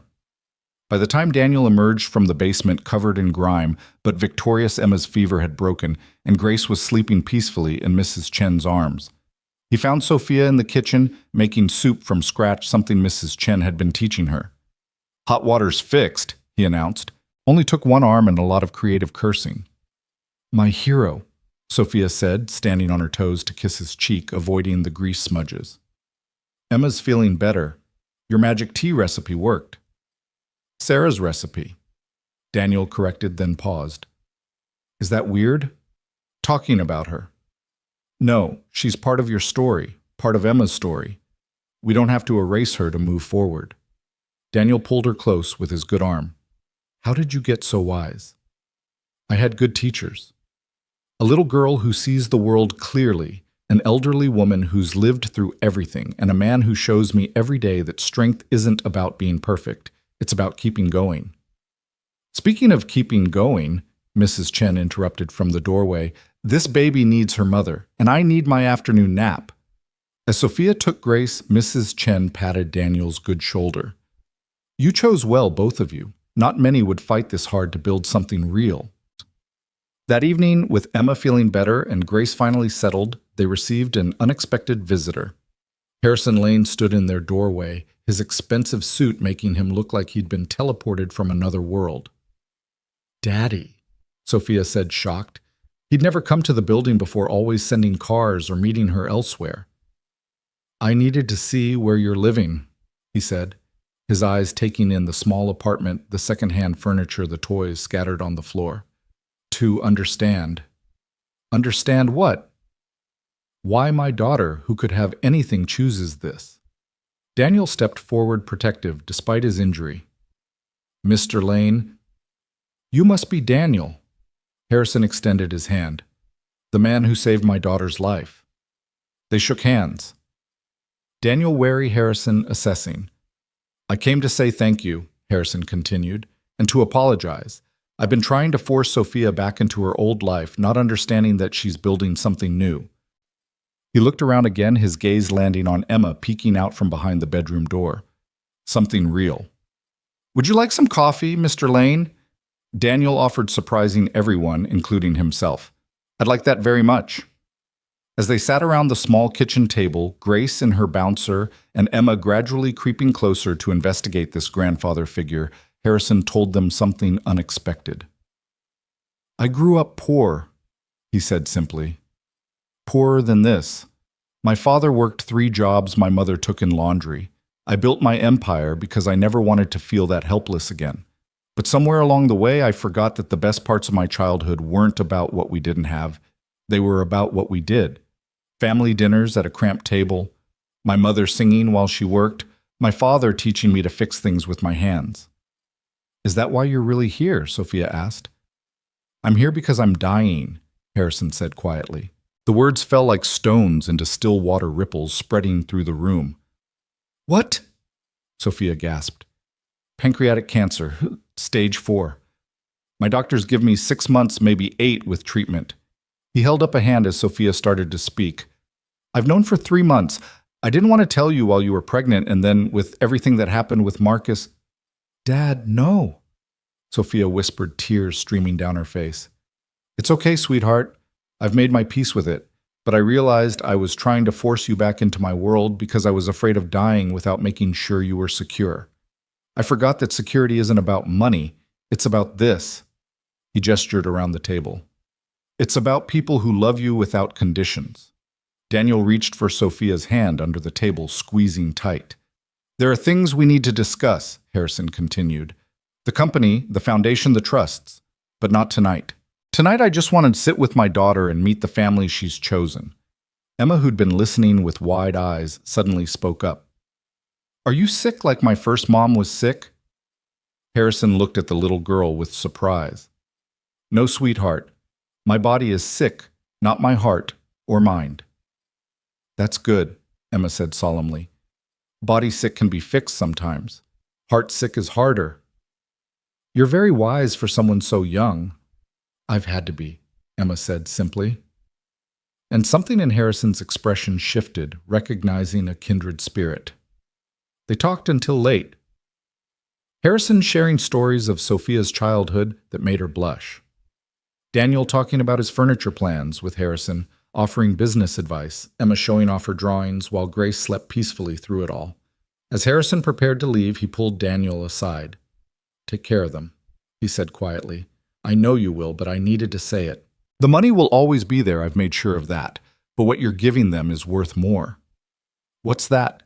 A chance to be normal, to be loved for who they are, not what they have. That's a gift I could never give my daughter. After he left, Sophia broke down completely sobbing in Daniel's arms while Emma hugged her legs, and even Grace seemed to sense the sadness, fussing quietly. 6 months, Sophia gasped. Maybe 8. It's not enough time. It never is, Daniel said, holding her tight. But we'll make them count, every day, every moment. How do you do it? She asked. How do you keep going when you know loss is coming? You focus on what you have, not what you're losing. You make memories. You say the important things. You love harder than the pain. Over the next weeks, Harrison became a regular presence in their lives. He'd show up for Sunday dinners, bringing desserts from expensive bakeries that Emma devoured. He taught Daniel about investment and business planning. He held Grace for hours, whispering stories about her mother as a baby. He and Mrs. Chen developed an unexpected friendship, bonding over their shared experiences of building something from nothing. He's not what I expected, Daniel admitted to Sophia one evening as they watched Harrison teach Emma chess on a board he'd carved himself as a boy. He never was, Sophia replied. The media sees Harrison Lane billionaire, but I remember him teaching me to ride a bike, staying up all night when I had chickenpox, crying at my college graduation. The money complicated everything, but underneath he was always just Dad. Do you regret walking away from it? No, because I didn't really walk away. I just chose what parts to keep. The foundation does good work. That's his legacy I want to continue. But this life, our life, this is what I choose for myself. Daniel's business plan was approved by the bank 3 weeks later with a loan that would let him rent a small workshop and buy basic equipment. Harrison had offered to invest, but Daniel had politely declined needing to do this on his own terms. Harrison respected that, though he did become Daniel's first official customer, commissioning a dining table for his apartment. I want something that will outlast me, he said simply. Something Grace can inherit that has both her father's hands in it. Daniel threw himself into the work, his shoulder finally healed enough for light labor. He spent long hours in the workshop crafting not just a table, but a work of art, each joint perfect, each surface smooth as silk. Emma would do her homework at the workbench while he worked Grace in her carrier nearby, Sophia bringing dinner so they could eat together. This is nice, Emma said one evening, looking around the sawdust-covered space. It feels like home. A workshop feels like home, Sophia asked, amused. No, being together feels like home, doesn't matter where. The truth of it hit them all. Home wasn't a place, it was this constellation of people who'd chosen each other despite the odds. Harrison's health declined faster than expected. By month 4, he was in hospice care, but still sharp, still fighting. Sophia spent every possible moment with him bringing Grace, including Emma, making sure he knew he was loved. I have a confession, he told her one afternoon, morphine making him loose-tongued. I had Daniel investigated when you first started seeing him. Dad, I had to know who had my daughter's heart. You know what the investigator found. What?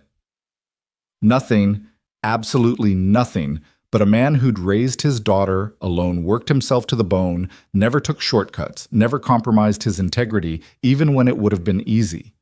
Do you know how rare that is? Yes, Sophia said softly. I do. I also had him investigated, Harrison added with a weak smile. The investigator wanted to make sure he was trustworthy. Then I had that investigator investigated. Old habits. Despite everything, Sophia laughed. You're impossible. I'm thorough. There's a difference. Which reminds me there's something I need to tell you about the will. Dad, we don't need to. Yes, we do. I've left the company in trust for Grace and any other children you have. The foundation goes to you to run as you see fit, but there's also something for Daniel and Emma. Dad, Daniel won't accept. He will because it's not charity. It's an investment in his business structured as a loan with favorable terms. He can pay it back over 30 years if he wants proved to himself he earned it. And Emma gets an education trust that can only be accessed for school expenses. See, I can be sneaky too. He'll see right through it. Of course he will. But he'll also see that I'm trying to respect his pride while taking care of my family. All my family. Harrison died on a Tuesday morning with Sophia holding one hand and Daniel holding the other. Emma and Grace nearby with Mrs. Chen. He went peacefully looking at Grace one last time and whispering, "She has your mother's eyes, but your fighter's heart. She'll change the world." The funeral was a strange affair, billionaires and blue-collar workers side by side, the elite of society mixing with Daniel's construction friends and the families from their building. Emma gave a speech that made everyone cry, talking about how Mr. Harrison taught her chess and told her she was smart enough to beat anyone. He said being smart wasn't about knowing everything, she said, standing at the podium in her best dress. It was about learning from everyone. He learned stuff from my dad about building things, and from Mrs. Chen about making tea, and from me about Pokemon. He said every person was a teacher if you listened right. Afterwards, at the reception, Sophia had insisted on holding in their neighborhood community center instead of some fancy hotel people who would never normally speak found themselves in conversation. Harrison's business partners learned about Daniel's furniture from his construction buddies.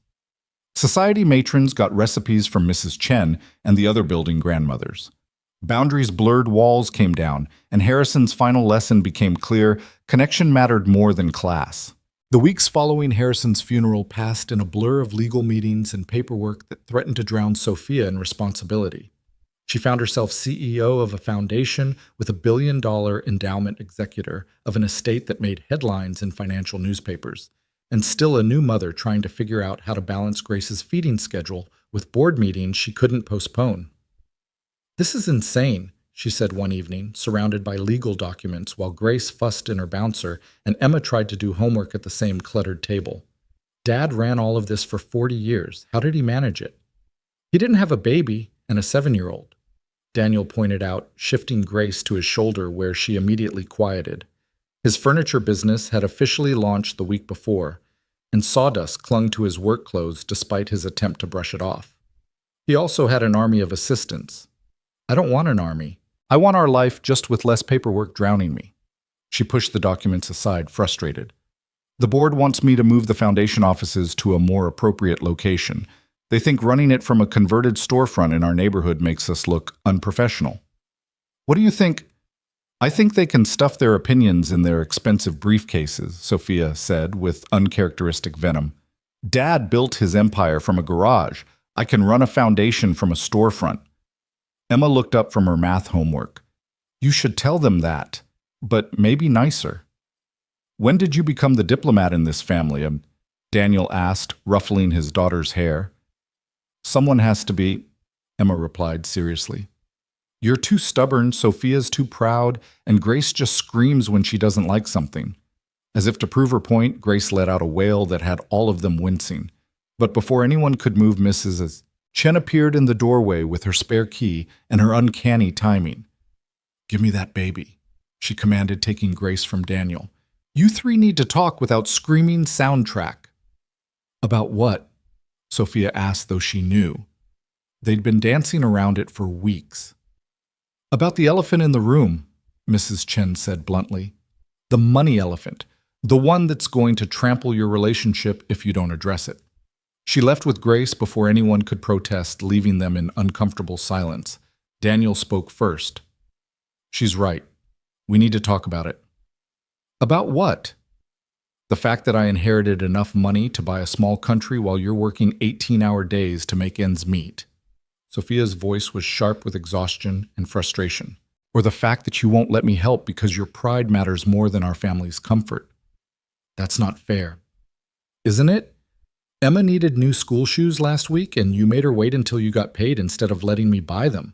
You're killing yourself in that workshop while I have money sitting in accounts I don't even know how to access yet." "I'm not taking your father's money," Daniel said firmly. "It's not his anymore. It's mine. Ours. We're a family, remember." "Are we?" Daniel stood abruptly, pacing to the window. "Because families make decisions together.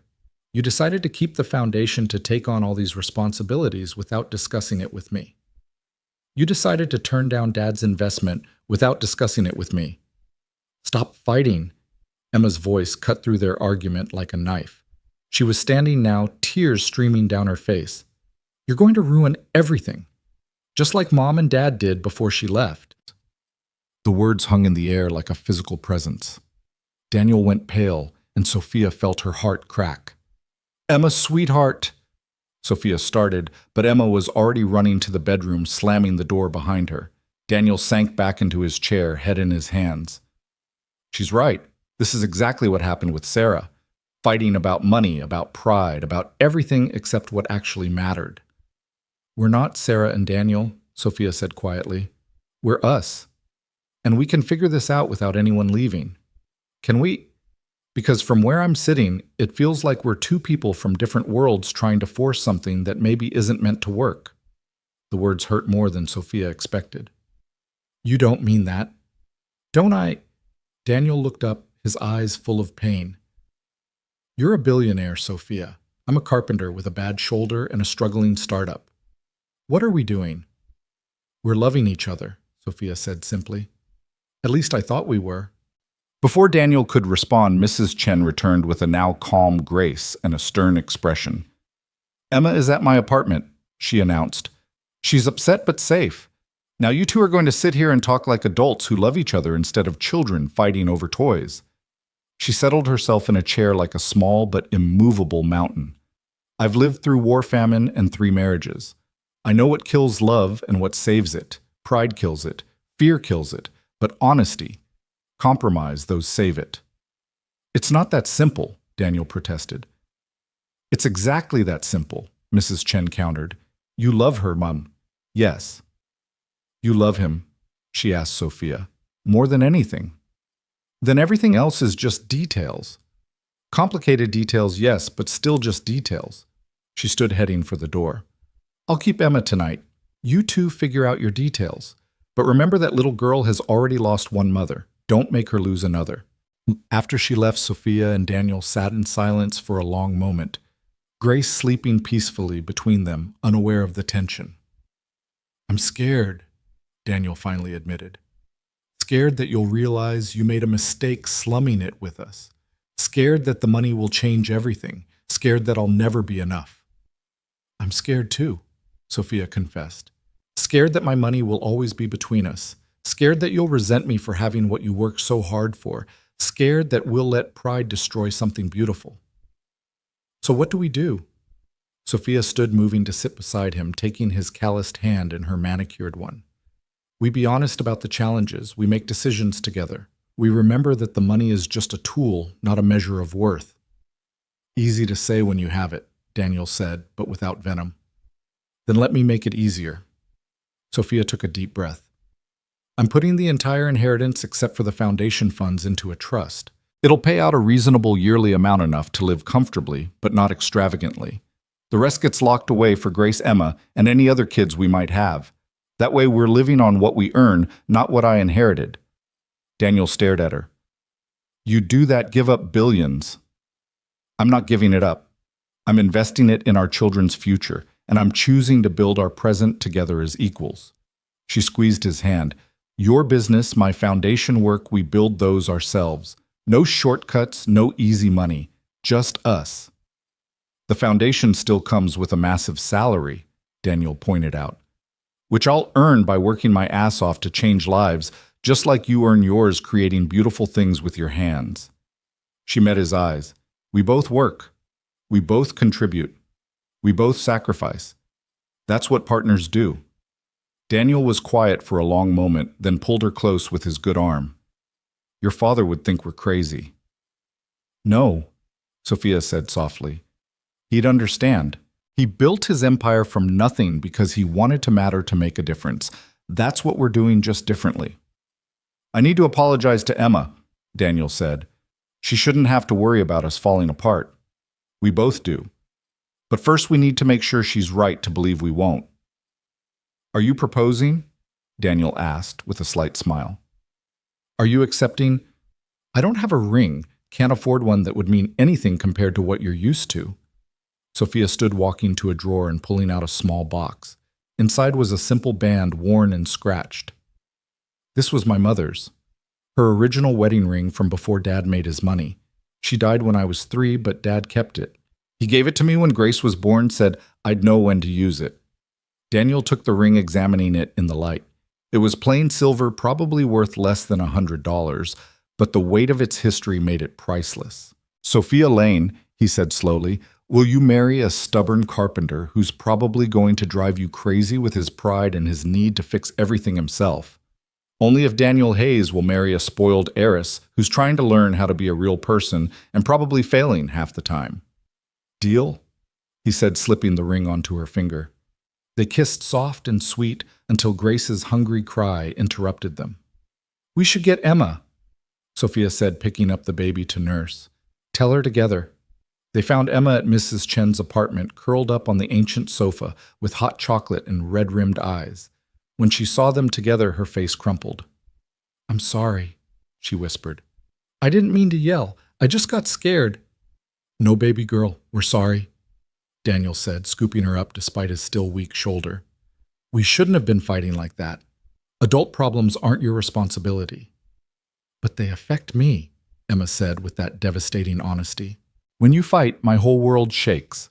We know, Sophia said, joining them on the sofa, Grace still nursing contentedly. That's why we made some decisions. Together. Are you leaving? Emma asked fearfully. Look at Sophia's hand, Daniel suggested. Emma looked gasped and threw her arms around Sophia's neck, careful of Grace. You're getting married. For real married. For real married, Sophia confirmed. If that's okay with you. It's more than okay. Can I be in the wedding? Can Grace? Can Mrs. Chen? Can we have cake? Yes to all of that, Daniel laughed. But it's going to be small, just family.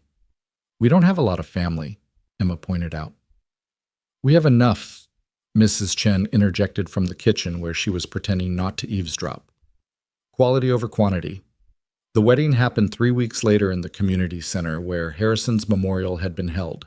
Sophia wore her mother's dress, altered to fit and yellowed with age, but perfect. Daniel wore his only suit, the one he'd bought for job interviews. Emma was the flower girl and ring bearer and self-appointed wedding coordinator, bossing everyone around with 7-year-old authority. Grace slept through most of it in Mrs. Chen's arms.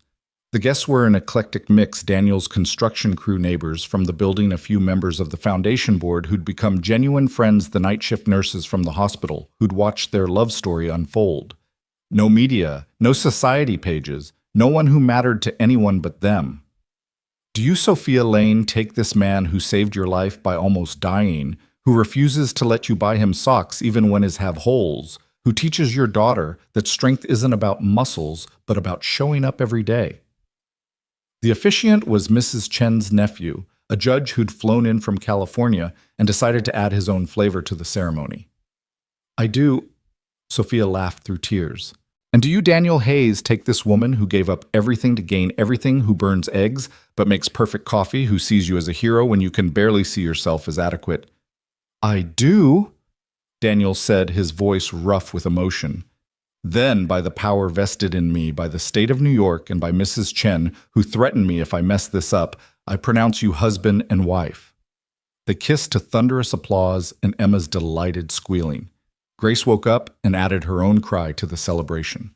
Mrs. Chen wiped tears she'd deny later. The reception was potluck style, everyone bringing something. Daniel's foreman made his famous chili. The foundation's CFO brought wine that cost more than most people's rent, but poured it into paper cups without pretense. Emma performed an interpretive dance she'd choreographed herself that had everyone in stitches. Grace had a massive diaper blowout that required 3 people and an entire package of wipes to handle. It was chaotic and messy and absolutely perfect. No regrets, Daniel asked as they slow danced to music from someone's phone speaker, Emma standing on his feet while Sophia held Grace. Only one, Sophia said. I wish Dad could have been here. He is, Emma said confidently.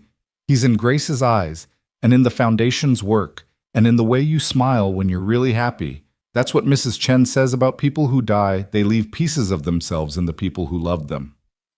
When did you get so wise? Sophia asked, kissing the top of Emma's head. I've always been wise. You just had to slow down enough to notice. The truth of it hit home. They'd all been running Daniel from his failures, Sophia from her privilege, Emma from her abandonment. But here in this moment, they were still. They were whole. They were family. The first year of marriage wasn't easy. Daniel's business struggled initially, orders slow to come despite the quality of his work. Sophia juggled the foundation's demands with raising Grace and helping Emma with increasingly complex homework. Money was tight by choice, but still a source of tension when Emma needed braces and Daniel insisted on payment plans instead of using Sophia's emergency fund. "This is ridiculous," Sophia exploded one evening after a particularly frustrating argument about medical bills. "We have the money. It's sitting there doing nothing while we stress about orthodontist payments." "It's not doing nothing, it's securing our children's future," Daniel countered. "Their future won't matter if their present is consumed by their parents fighting about money." "Then maybe we need help," Daniel said quietly. "Maybe we need someone neutral to help us figure this out." It was the first time he'd admitted they couldn't solve everything themselves, and Sophia recognized the magnitude of that admission. They found a therapist who specialized in couples with financial disparities, a no-nonsense woman named Dr. Patricia Thornton, who called them on their respective issues without taking sides. "Daniel, your pride is costing your family peace," she said bluntly in their third session. "Sophia, your guilt about having money is making you resentful when Daniel won't accept it. You're both so focused on being fair that you're forgetting to be partners." "So what do we do?" Sophia asked. "You create a new normal, one that honors both your need for independence, Daniel, and your desire to contribute fully, Sophia. May I suggest a family budget that you both contribute to proportionally, Daniel, you put in what you earn. Sophia, you match it from your foundation salary. Everything else goes to savings and the children's trusts. That way you're living on what you both earn, but no one's killing themselves to prove a point." It took time, but gradually they found their rhythm. Daniel's business began to thrive as word spread about the furniture maker who'd taken a bullet for a stranger. He hated the attention, but couldn't deny it brought customers. Sophia restructured the foundation to focus on supporting single parents, pursuing education, or starting businesses with Daniel's story as inspiration, even though he refused to let her use his name. Emma flourished in her new stability, her grades soaring and her confidence growing. She still had moments of fear, still sometimes watched her parents anxiously for signs of conflict, but increasingly she relaxed into the certainty that this family was permanent. Grace grew from infant to toddler, with the security of being completely loved. She had Daniel's stubborn streak and Sophia's quick temper, Emma's protectiveness, and Mrs. Chen's uncanny ability to appear wherever food was being prepared. She called Daniel Dada, first, sending him into tears he'd deny later. "She knows," he said that night, Grace asleep between them in bed because she'd refused her crib again. "She knows I'm her father, not biologically, but in every way that matters." "Of course she knows," Sophia replied. "She's known since the day you first held her and promised to protect her like you protected me." "I didn't promise that out loud." "You didn't have to. Every time you check on her at night, every time you read her that same board book 15 times in a row, every time you kiss her scraped knees and chase away her bad dreams, you're keeping that promise." As Grace approached her second birthday, life had settled into a comfortable rhythm. Daniel's workshop had expanded, requiring him to hire 2 assistants. Sophia's foundation had funded over 100 single parents' educations and dozens of small businesses. Emma had started middle school, terrifying Daniel with her sudden interest in boys and makeup. "She's too young," he said desperately one morning as Emma left for school in lip gloss. "She's 12, Sophia reminded him. "And it's clear lip gloss, basically chapstick with sparkles. Sparkles lead to lipstick. Lipstick leads to dating. Dating leads to—" "Daniel, I'm not ready for this." No parent ever is. But before he could respond, Sophia's phone rang.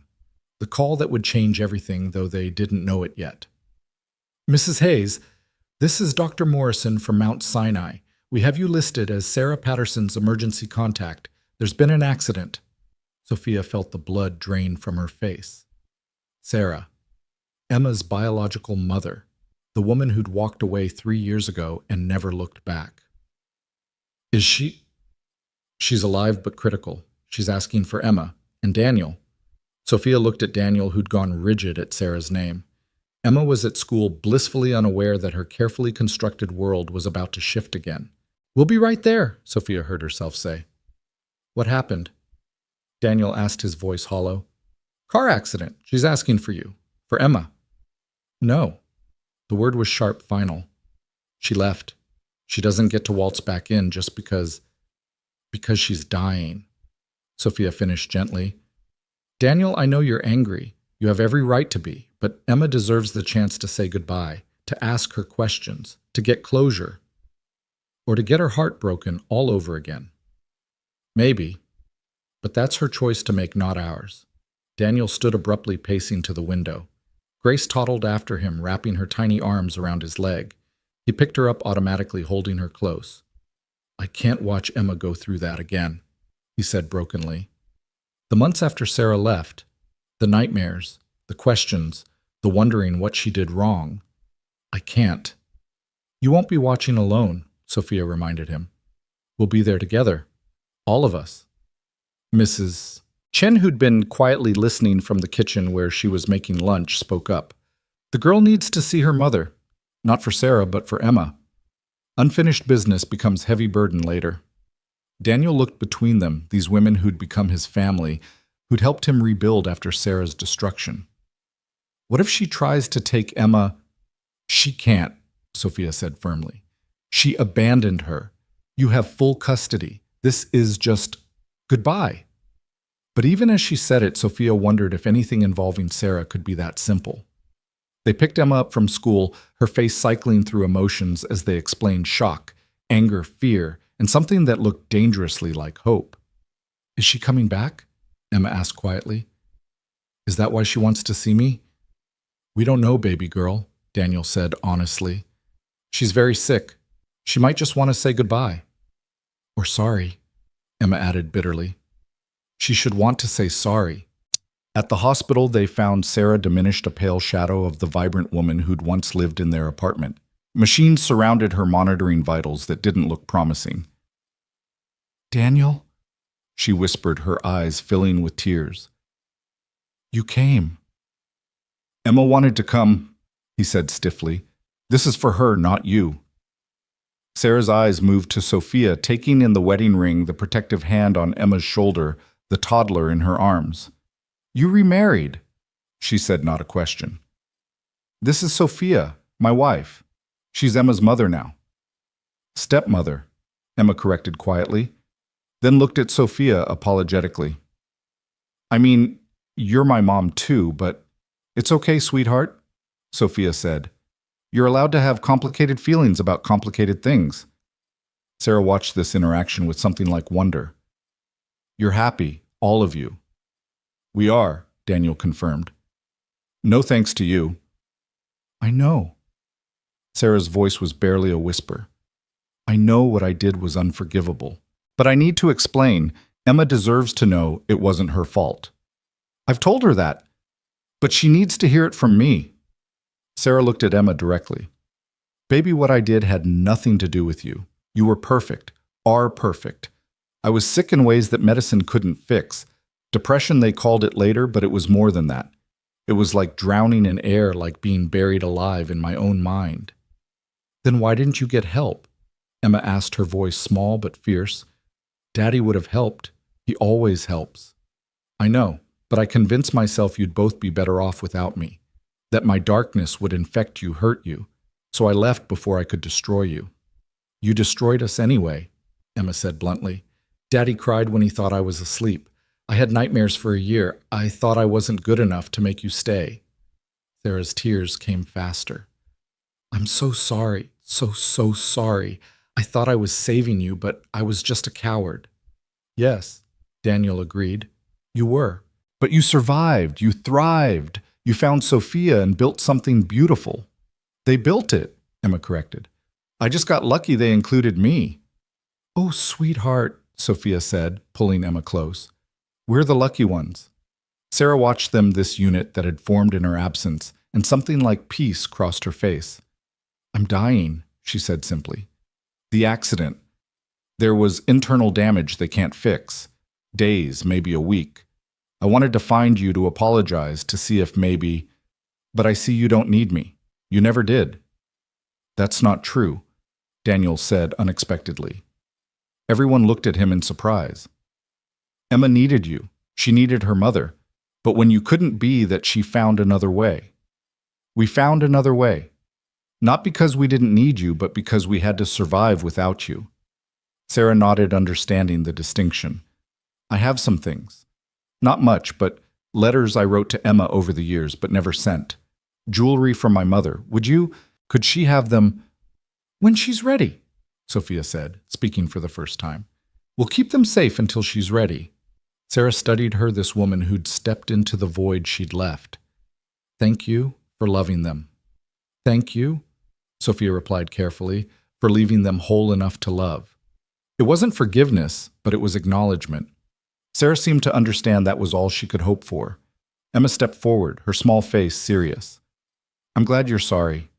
I'm glad you explained.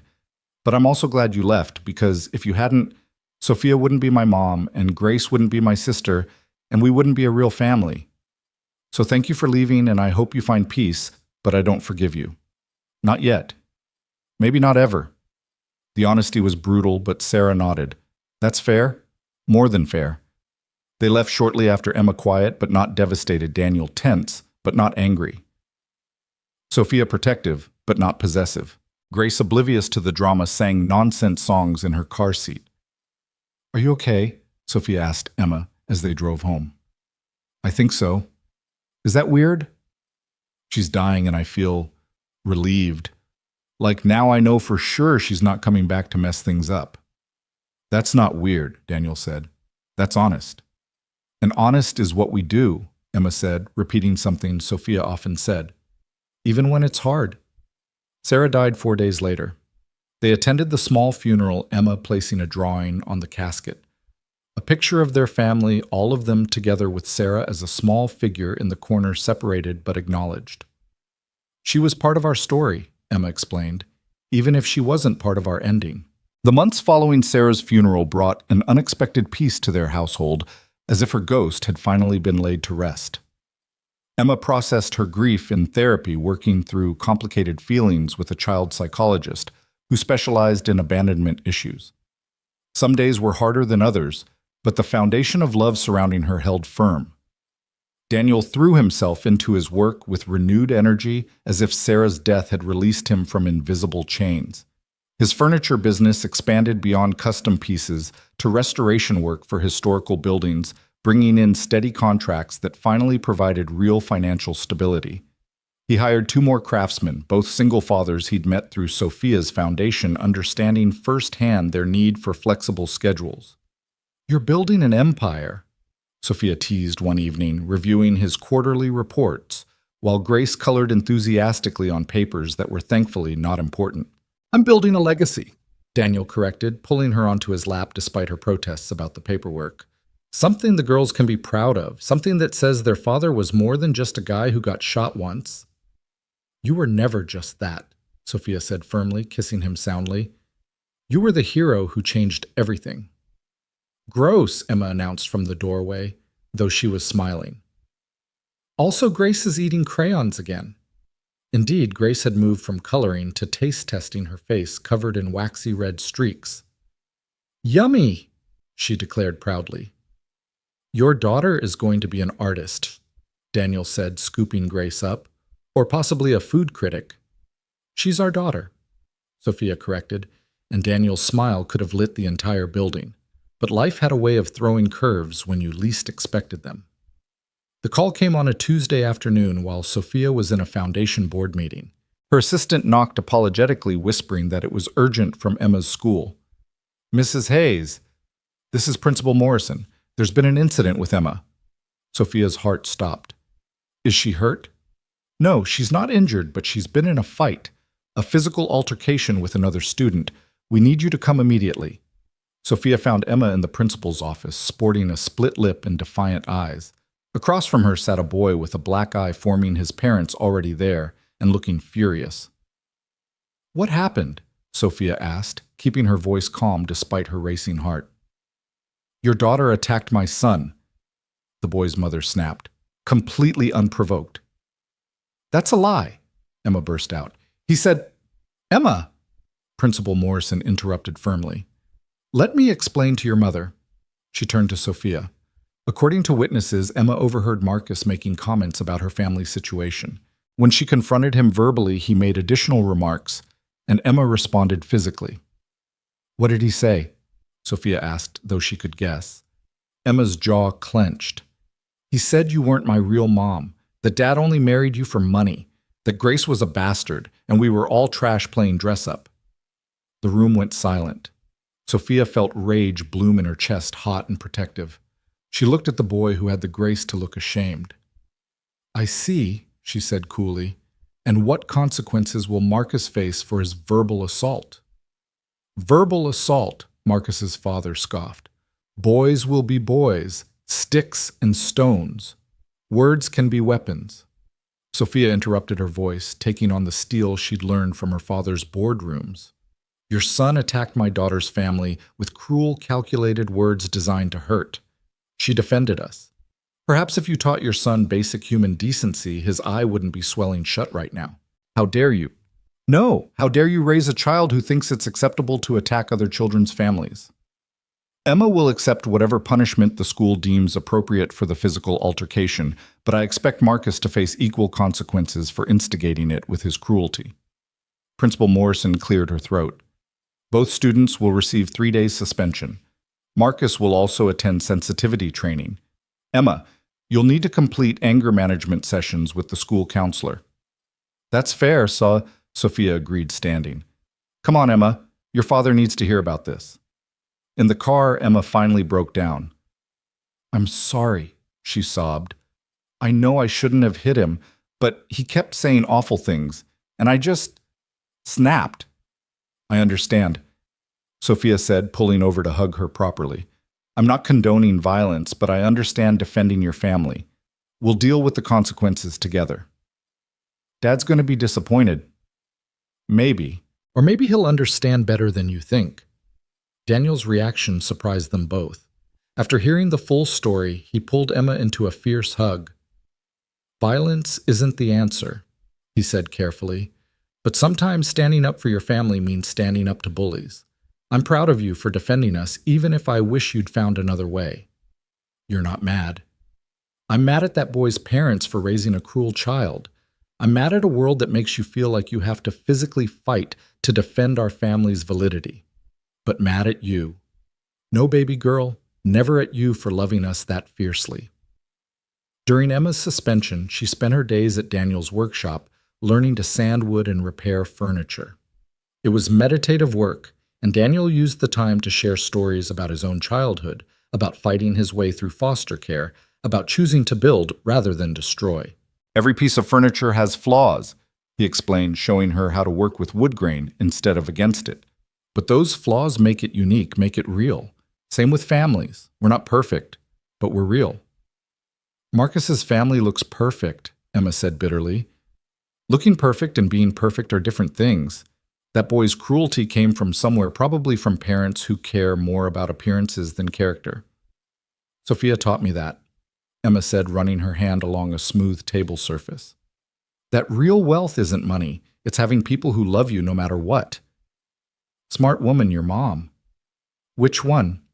Emma asked with a small smile. "Both in different ways. Sarah was smart enough to know she couldn't be what you needed. Sophia was smart enough to know she could." Meanwhile, Sophia was dealing with her own crisis at the foundation. One of their major donors, a conservative businessman named Richard Carlyle, had heard about Emma's suspension and was threatening to pull his funding. "I can't support an organization run by someone who condones violence," he said pompously during an emergency board meeting. "I don't condone violence," Sophia replied evenly. "I condone a 12-year-old girl defending her family against verbal abuse. She gave that boy a black eye. And he gave her wounds that won't show but will take longer to heal. Words matter, Mr. Carlyle. The words we use about families that don't look like ours, about love, that doesn't fit neat categories, about children who've survived abandonment and found new hope. Those words shape the world our children inherit. You're being overdramatic. Am I my daughter? And yes, she is my daughter in every way that matters. Was told she was worthless because her family was built through choice rather than just blood. If your funding depends on her accepting that abuse silently, then we don't want your money." The room went quiet. Other board members shifted uncomfortably. Carlyle's donation was significant, nearly $1 million annually. You'd lose my funding over this, he asked, disbelieving. I'd lose every penny before I'd teach Emma that money matters more than dignity, Sophia said firmly. This foundation exists to support non-traditional families, single parents, people rebuilding their lives. If we can't stand behind those values when it costs us something, then we're just playing charity games. I agree with Sophia, said unexpected voice. Margaret Chen. No relation to their Mrs. Chen, was their quietest board member, a widow who'd built a tech company from nothing. I'll double my contribution to cover Carlyle's loss if necessary. As will I, added James Rodriguez, whose own son had been raised by a single father. One by one, other board members voiced support. Carlyle left in a huff, but Sophia felt victorious. She'd stood for her family just as Emma had, just with different weapons. That evening, they celebrated Emma's return to school with homemade pizza, the kitchen a disaster of flour and sauce. Grace helped by eating cheese directly from the bag and getting tomato sauce in her hair. I heard what you did, Emma said quietly to Sophia while Daniel was giving Grace a desperately needed bath. At the foundation, Mrs. Rodriguez told her husband, and he told his son, and Bobby told me. News travels fast in middle school. You stood up for us. For me. Always, Sophia said simply. That's what mothers do. Emma hugged her tightly. I'm glad you're my mom. Both my moms taught me something important. Sarah taught me that leaving can be love if staying would hurt more, and you taught me that staying is love when it's a choice you make every day. When did you become so wise? Tuesday, Emma said solemnly, then giggled. Also, I've been seeing a therapist for 3 years. Dr. Kim says I have unusual emotional intelligence for my age. Dr. Kim is right. The school year progressed with fewer dramatic incidents. Emma's suspension actually elevated her social status, standing up to Marcus Whitman, whose father owned half the commercial real estate in their district, made her something of a folk hero among the kids who didn't fit the traditional mold. Grace started preschool, a moment that left both Daniel and Sophia emotional. She marched in with her dinosaur backpack and didn't look back too excited about new friends and finger painting to notice her parents' tears. She doesn't need us, Daniel said mournfully. She'll always need us, Sophia corrected, just differently as she grows. I'm not ready for her to grow. No parent ever is. Daniel's business continued to thrive enough that he could move to a larger workshop and hire additional staff. The loan from Harrison's estate sat untouched.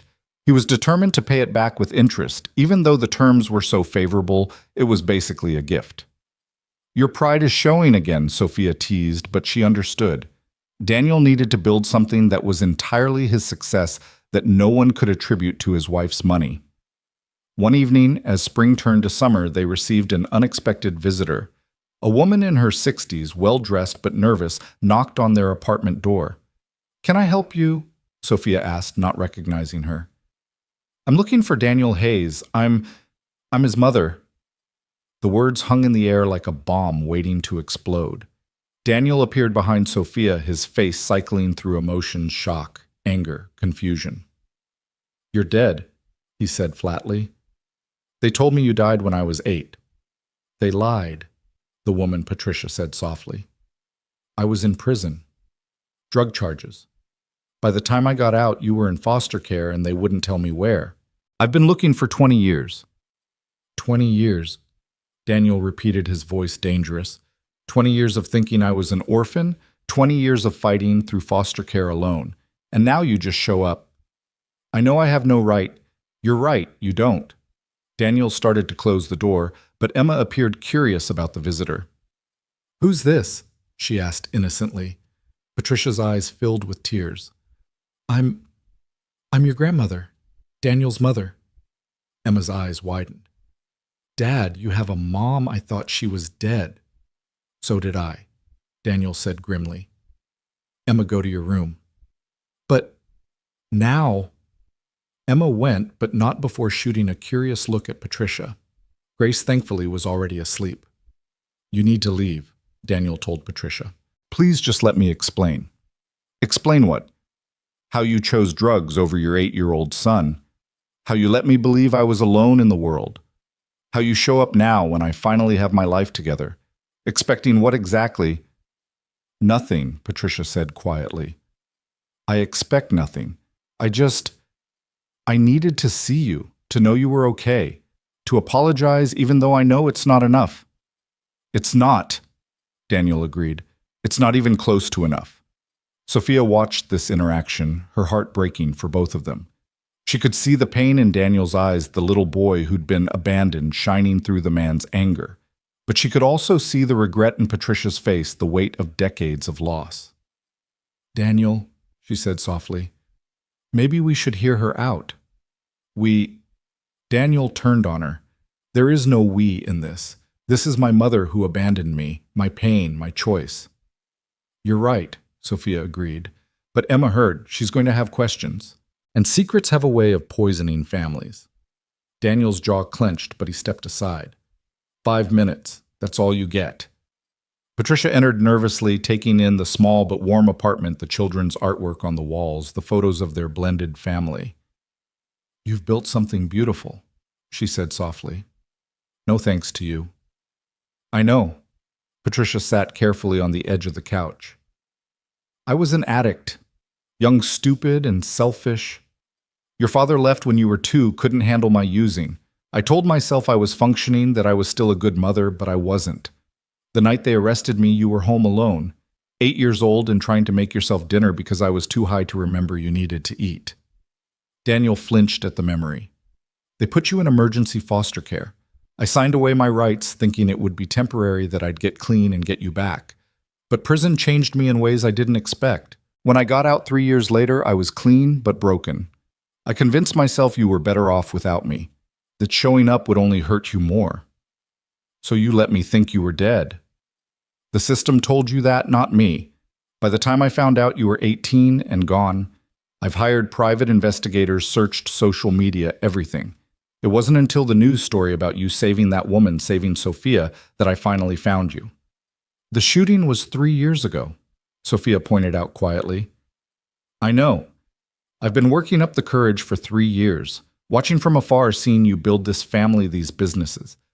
I didn't want to disrupt your happiness, but I'm sick now, cancer, and I couldn't die without trying to apologize. The word cancer hung heavy in the room. Sophia thought of Harrison, of Last Chances and Final Conversations. You're dying, Daniel asked, his voice slightly less harsh. Maybe. Probably. Treatment might buy me a year or 2, but... Patricia shrugged. I'm not here for sympathy. I'm here to say I'm sorry that I loved you even when I was too broken to show it, and that I'm proud of the man you became despite me. Daniel stood abruptly, pacing to the window. Emma had crept back to the hallway, listening despite being told to stay in her room. Sophia saw her and made a decision. Emma, come here. Emma came sheepishly. I'm sorry, It's okay. This affects you too. Sophia looked at Daniel. She should be part of this conversation. Daniel nodded reluctantly. Emma sat beside Sophia, studying Patricia with curious eyes. You're really my grandmother. Biologically, yes, Patricia answered carefully. But being a grandmother is about more than biology, and I haven't earned that title. Why did you leave my dad? I was sick, addicted to drugs. I made terrible choices that hurt him. Like my first mom, Emma said quietly. She was sick in her heart and left. But it still hurt. Yes, Patricia agreed. It still hurt. And I'm sorry for that hurt. Emma looked at Daniel. Are you going to forgive her? I don't know, Daniel answered honestly. Forgiveness isn't something you just decide. It's something you work toward. Dr. Kim says forgiveness is for us, not them, Emma offered. That holding on to anger is like drinking poison and expecting the other person to die. Your Dr. Kim sounds wise, Patricia said with a small smile. She is. She also says family is complicated, and that's okay. Emma looked between the adults. Maybe we could be complicated family, not pretending everything's fine, but not pretending you don't exist either. Daniel looked at his daughter, this wise child who'd survived her own abandonment and come out compassionate rather than bitter. What would that look like? He asked carefully. I don't know, Emma admitted. Maybe letters first, or coffee sometimes, baby steps like when Grace was learning to walk. I don't deserve even that, Patricia said quickly. If you want me to leave and never contact you again, I will. That's what Sarah thought, Emma said. That we were better off without her, but she was wrong. We were better off with the truth, even if it hurt. Secrets are what poison families, not truth. Daniel looked at Sophia seeking support or permission or something. She took his hand, squeezing gently. Whatever you decide, we're here, she said simply.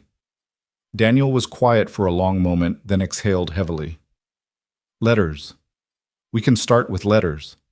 Emma's right secrets poison families, and I won't have Grace growing up not knowing she has a grandmother, even a complicated one. Patricia's eyes filled with tears. Thank you. That's more than I deserve. Yes, Daniel agreed. It is. But my daughter is teaching me that sometimes grace isn't about what people deserve. Patricia left with their mailing address and a fragile hope. After she was gone, Daniel collapsed on the couch, emotionally exhausted. You did the right thing, Sophia said, curling into his side. Did I feel like I just opened a door I've kept locked for 30 years. Maybe it needed opening, Emma suggested, squeezing in on his other side. Like when we cleaned out the storage unit and found all that stuff we forgot we had. Some of it was garbage, but some was treasure. And some was both, Daniel added. Thinking of Sarah's letters to Emma, still unopened but saved. Exactly. Complicated family. Grace woke then, padding out in her dinosaur pajamas, rubbing sleepy eyes. Why, everybody's sad. Not sad baby, Daniel said, pulling her onto his lap. Just feeling big feelings. Oh, ice cream helps with big feelings. Does it now? Sophia laughed. Mrs. Chen says so. Well, if Mrs. Chen says so, who are we to argue? So they had ice cream at 10 o'clock on a Tuesday night. 4 people who'd chosen each other despite everything building something beautiful from broken pieces. Patricia's letters started coming weekly, careful and respectful, never asking for more than Daniel was willing to give.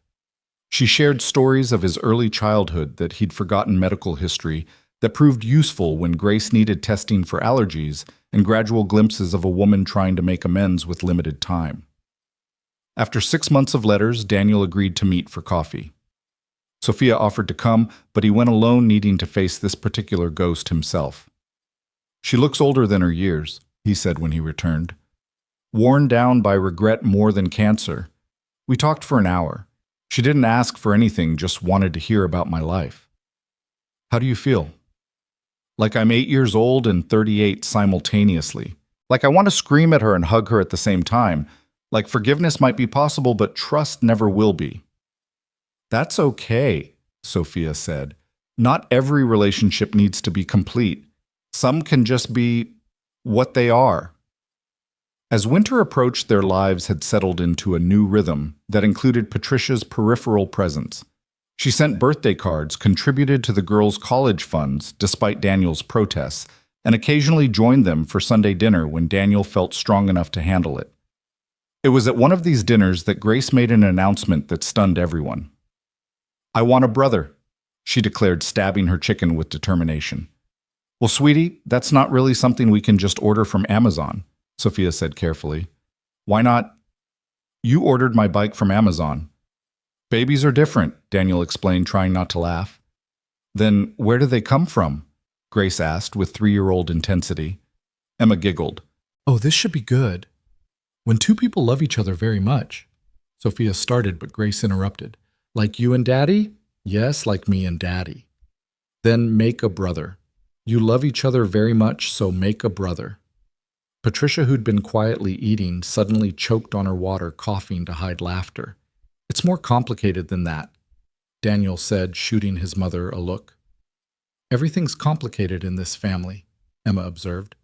Why should babies be different? Later that night, after the girls were asleep and Patricia had gone home, Daniel and Sophia sat on their fire escape, despite the cold, wrapped in a blanket together. She's not wrong, Sophia said quietly. Who? Grace. About a brother or another sister. Daniel turned to look at her. Are you saying? I'm saying maybe we should talk about it. Emma's 13, Grace is 3. If we're going to expand our complicated family, now might be the time. Can we afford it? The foundation is stable, your business is thriving, and we've got savings now. Not fortune-level money, but enough. That's not what I meant, Daniel said. Can we afford it emotionally? We've been through so much, the shooting, Sarah, my mother, everything. Are we strong enough to add more chaos? I think the chaos has made us stronger, Sophia said. We've been tested in every possible way, and we're still here, still choosing each other. You really want another baby? I want your baby, Sophia corrected. A child that's ours from the start, no complicated history, no one else's claim, just ours. Daniel kissed her deeply, pouring everything he couldn't say into the connection. When they pulled apart, both were breathless. Okay, he said simply. Okay, but let's make Grace a brother or sister. Let's make our complicated family a little more complicated. You know, Sophia said with a grin, we could start trying right now. Mrs. Hayes, are you propositioning me on a fire escape in December? Mr. Hayes, I absolutely am. They barely made it inside before clothes started coming off, laughing and shushing each other to not wake the girls. It was different from their early days, less desperate, more playful, built on a foundation of absolute trust. Afterward, lying tangled together in their small bed, Daniel traced patterns on Sophia's bare shoulder. What are you thinking? She asked.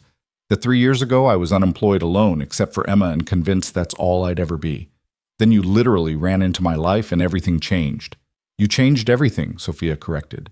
You showed me what courage really looked like, what love really meant. We saved each other. No, Sophia said thoughtfully. We chose each other. That's better than saving. Anyone can save someone in a moment of crisis. It takes real courage to choose them every day after, even when they come with a criminal mother and a dead ex. Especially then. Besides, I came with assassination attempts and evil stepbrothers. We're even. They fell asleep wrapped around each other, not knowing that their trying had already worked, that in 9 months they'd welcome Thomas Harrison Hayes into their beautifully complicated family. He would have Daniel's stubborn chin and Sophia's green eyes, Emma's protective nature, and Grace's fierce independence. But that was the future. That night they were simply Daniel and Sophia, two people who'd found each other in the most unlikely way and built something extraordinary from the wreckage of their separate pasts.